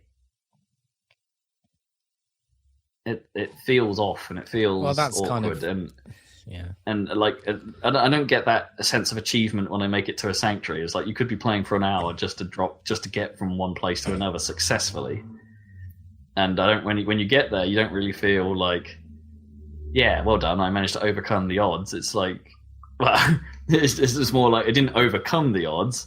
It's that the odds just played differently. Yeah, exactly. You weren't it wasn't like a fair challenge. Yeah. I'm not even sure how, because there are some fighting mechanics. You can pick up like javelins, and you can pick up rocks and things and then throw them. Confusingly, you can only throw them perfectly horizontal, so you've got no angled shots or anything like that, which I think would have helped a great deal. But I don't think I've ever been able to actually kill something, because you're not really a fighter. It's like it's quite ineffective. You can, if you manage to stab something, you might stun them for a while, but it doesn't outright kill them, as far as I can tell. And I've read some stuff around where there are relationships between the animals, so you could potentially lure some animal into the range of a vulture, for instance, and that will keep the vulture interested for a while they're not interested in you. And you can choose to crawl instead of stand up and run, which is in theory quieter, so things don't cotton on to you, but it's not really made clear by the game that that's what's happening. It seems neat in idea, but not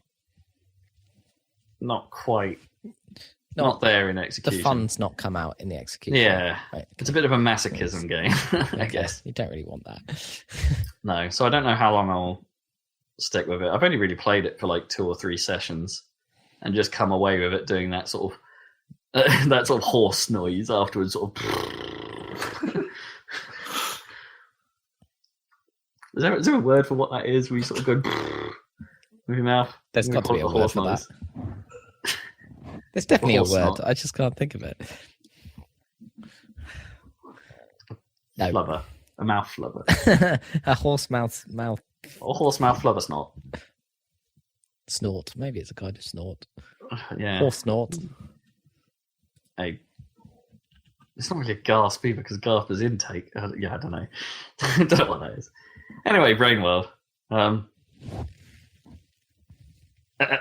that's really kind of it, I suppose, other than the Overwatch, which we talked about earlier. And, playing a bit of Rocket League with Zeg over the last couple of days. And, oh, yeah. I don't know. I'm in two minds about whether I want to talk about this or not. Neko Para.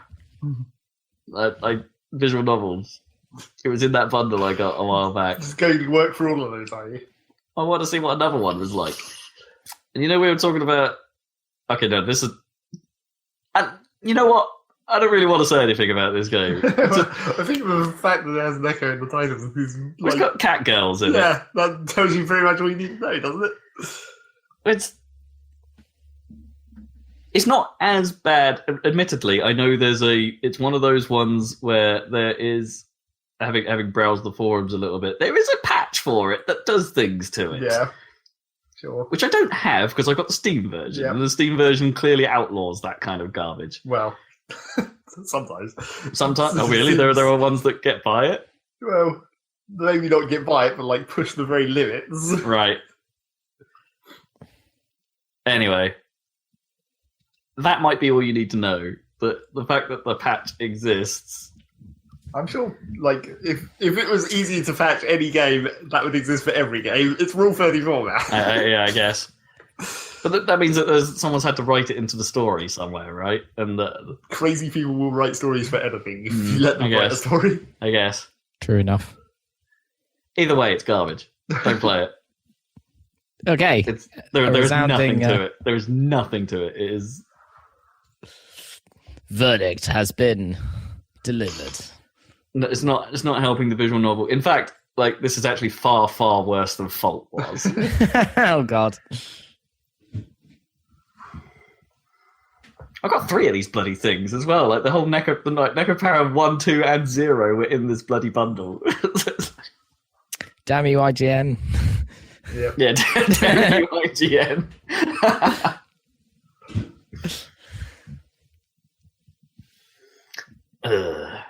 It does that Japanese. I know I should stop talking about this, but it does that annoying Japanese anime thing where everything is cute and fluffy and nice, and then for some reason they have to drop a "oh, you're a pervert" joke in there.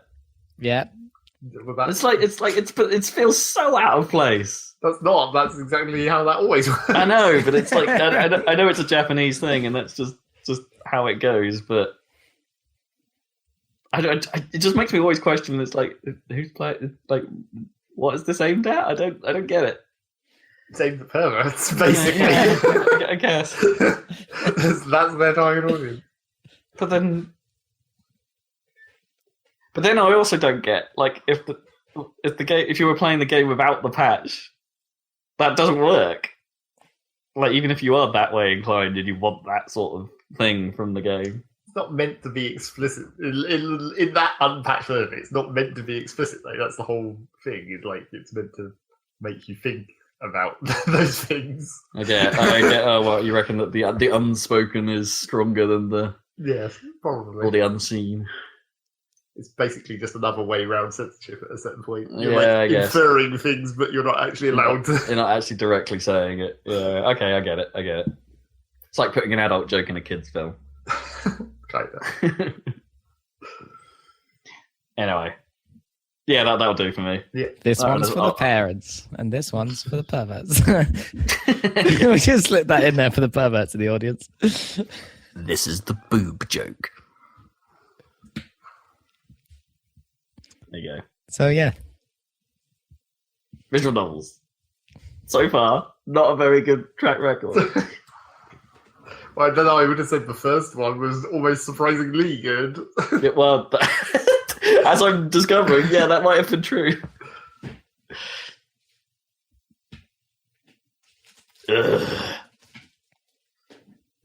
Dan, you still playing Zelda? I have finished Zelda? No, I mean, I found all the shrines, and I played the end of the game type thing. Yeah. So I guess obviously it's just an open world game at that point, so you can do as much more as you want. Exactly. Well, I did notice that I thought there'd be a bazillion more quests, but there's 76 non-shrine quests, and I've done like 52, so I could probably finish those. Well, I mean, the trick of those is finding them. Yeah. I mean, I'm sure at this point you could just look up a list. Yeah, probably. Inevitably. I don't know, half the problem of like looking at the list is like, okay, where is that? Like, there is that. Like, well, when we're talking about NPCs, they'll be on like specific locations and cycles and whatnot. So it's probably not going to be that difficult. Yeah, that shouldn't be too hard. Oh, I need to finish that Riddles of Hyrule one. I forgot about that. I did the tree. Yeah, the guy in the tree. I did the I did that. I did the Royal Recipe. Hooray! So where you have to find that it's like a quest that you get like almost at the beginning of the game because it's like the first stables you visit. He's like, go to the castle. He's like, go to the castle. I'm like, I'm not going to the castle. So obviously on my way to the final boss or around there or the final shrine anyway that I needed to find, I found the library and I found the recipes and I made him his stupid stuff. So I finally done that quest. That was good. Yeah, I liked the first stage, the main boss battle of the end of Ganon. It was suitably massive and cool looking. Mm-hmm. I thought it was kind of a fun boss battle compared to the the Divine Beast ones. But I was I was a little kind of thrown by the fact that while the castle is huge, it's not really a dungeon in the sense of the other ones, because it's not like a bunch of puzzles you have to solve to get to the end, like a traditional Zelda dungeon. Really, you can basically climb up to the little minor things, isn't there? If you, depending on the path you take. I mean, you can just literally just use the gale and just fly straight out there if you want. That's true. Yeah, I didn't do that, but I did basically climb up there and took on the boss. And I was like, that was a little bit anticlimactic that they didn't sort of, but in the spirit of the game, I suppose, they didn't make you do a whole dungeon before the final boss, really, in that way. I mean, really, the castle's kind of there for, it's 50% lore and then 50% you can just get good weapons. Yeah, you can get good stuff there. Obviously I found the shield in the basement and stuff and all of that, but you could do that at any time during the game, really. It's just that there's hardcore bad guys in there and stuff, but especially the guardian stuff on the outside. Obviously those bloody flying guardians are bastards, although I did discover that you can stasis them and they stay frozen for 3 seconds, which is just about enough time to shoot them in the eye. Any enemy, don't you? Yeah, I think so. Once you've upgraded it. Once you've upgraded it, yeah. Stasis in the aerial guardians, it's such a short stasis, but it just breaks their lock and makes them have to research for you. Yeah. So you can use it to duck behind covering it. That's useful. That was quite useful. So that was cool. And then of course, the ending and stuff, it's all good. It doesn't, I don't know, I think almost by nature it's not as epic as the ending of Ocarina of Time, where it makes you do a whole dungeon and then it has all this. It doesn't have as much story stuff going on because it's already done all that stuff, I suppose. Do you know what I mean?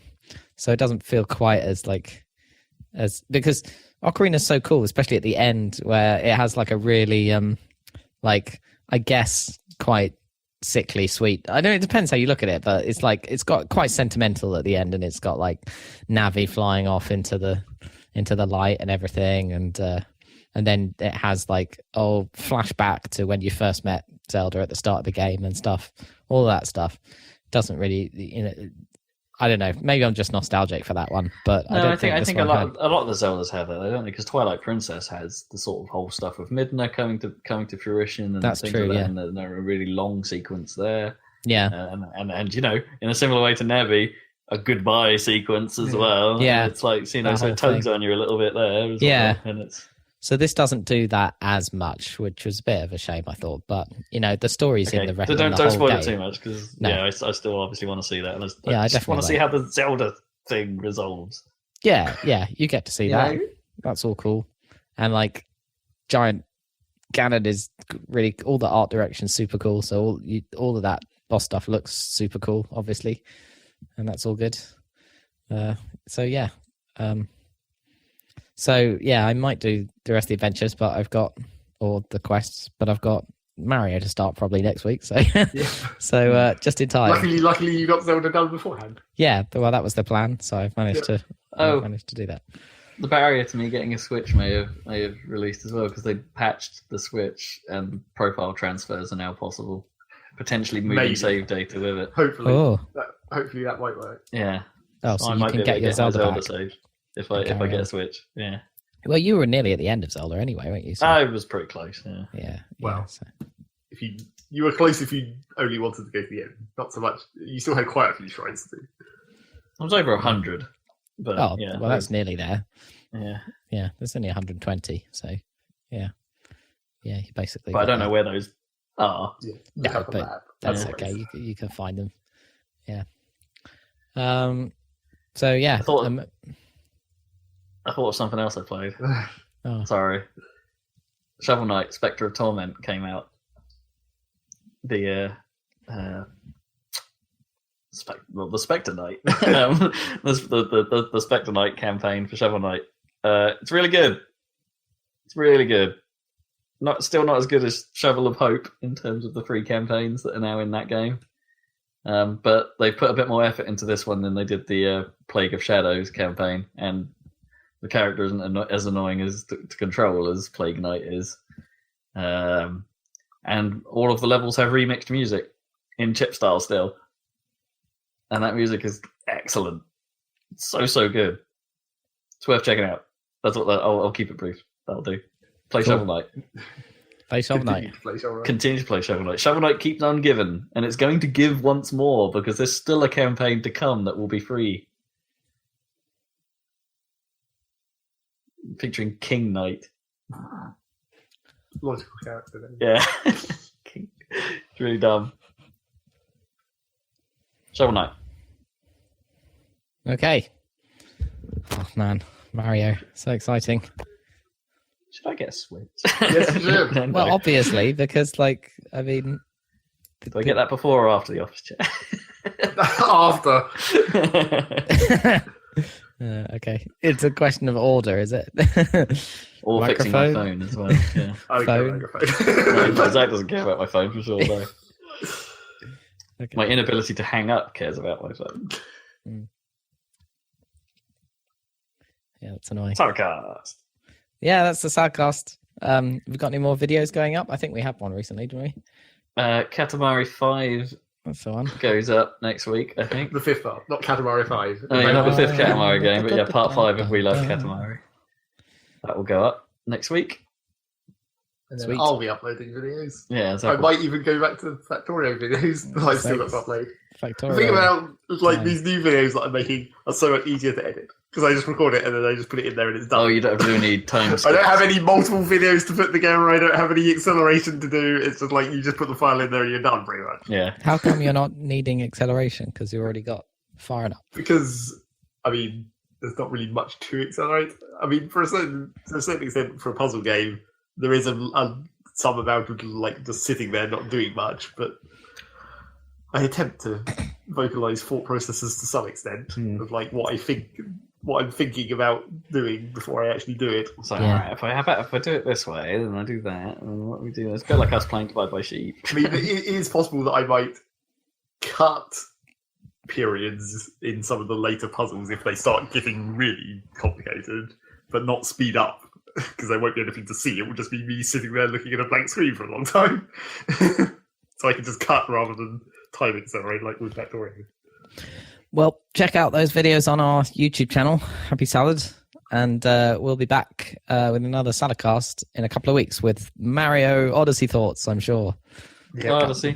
Catch us Odyssey. then. Maybe something for the 200th episode, maybe? Potentially, yeah, because Potential. we've been partying like it's 199 today, so Hells yeah. it's time for Like it's 200. 19.9. exactly like party like it's 199. Or yeah, bunch of Romans. I mean, there will be pizza, but I don't think that really makes a party app for us. No, it definitely not. That's just a day. Yeah. okay. It's just a day. And don't forget to like and subscribe. Like and Okay, subscribe. bring that to this part of our podcast, really. I suppose we should at some point. We I don't can't know. even like and subscribe on our website. That's not a function No. our website supports. It's an RSS feed, our website. Subscribe to our podcast on iTunes, which you probably have already if you're listening to this, maybe. And various other pod directories. We seem to, Yeah, because and that the stuff other just pod spreads. directories. Yeah. Yeah, everyone just steals iTunes feed. That's how it works. Well, yeah. It's an API. Yeah, Like It's an certain other- API. like something that our website uses. yes, that. Right. Catch you next time, listeners. Episode 200. See you for that. Bye. Rob's attached by his headphones to the couch. Yeah. Bye.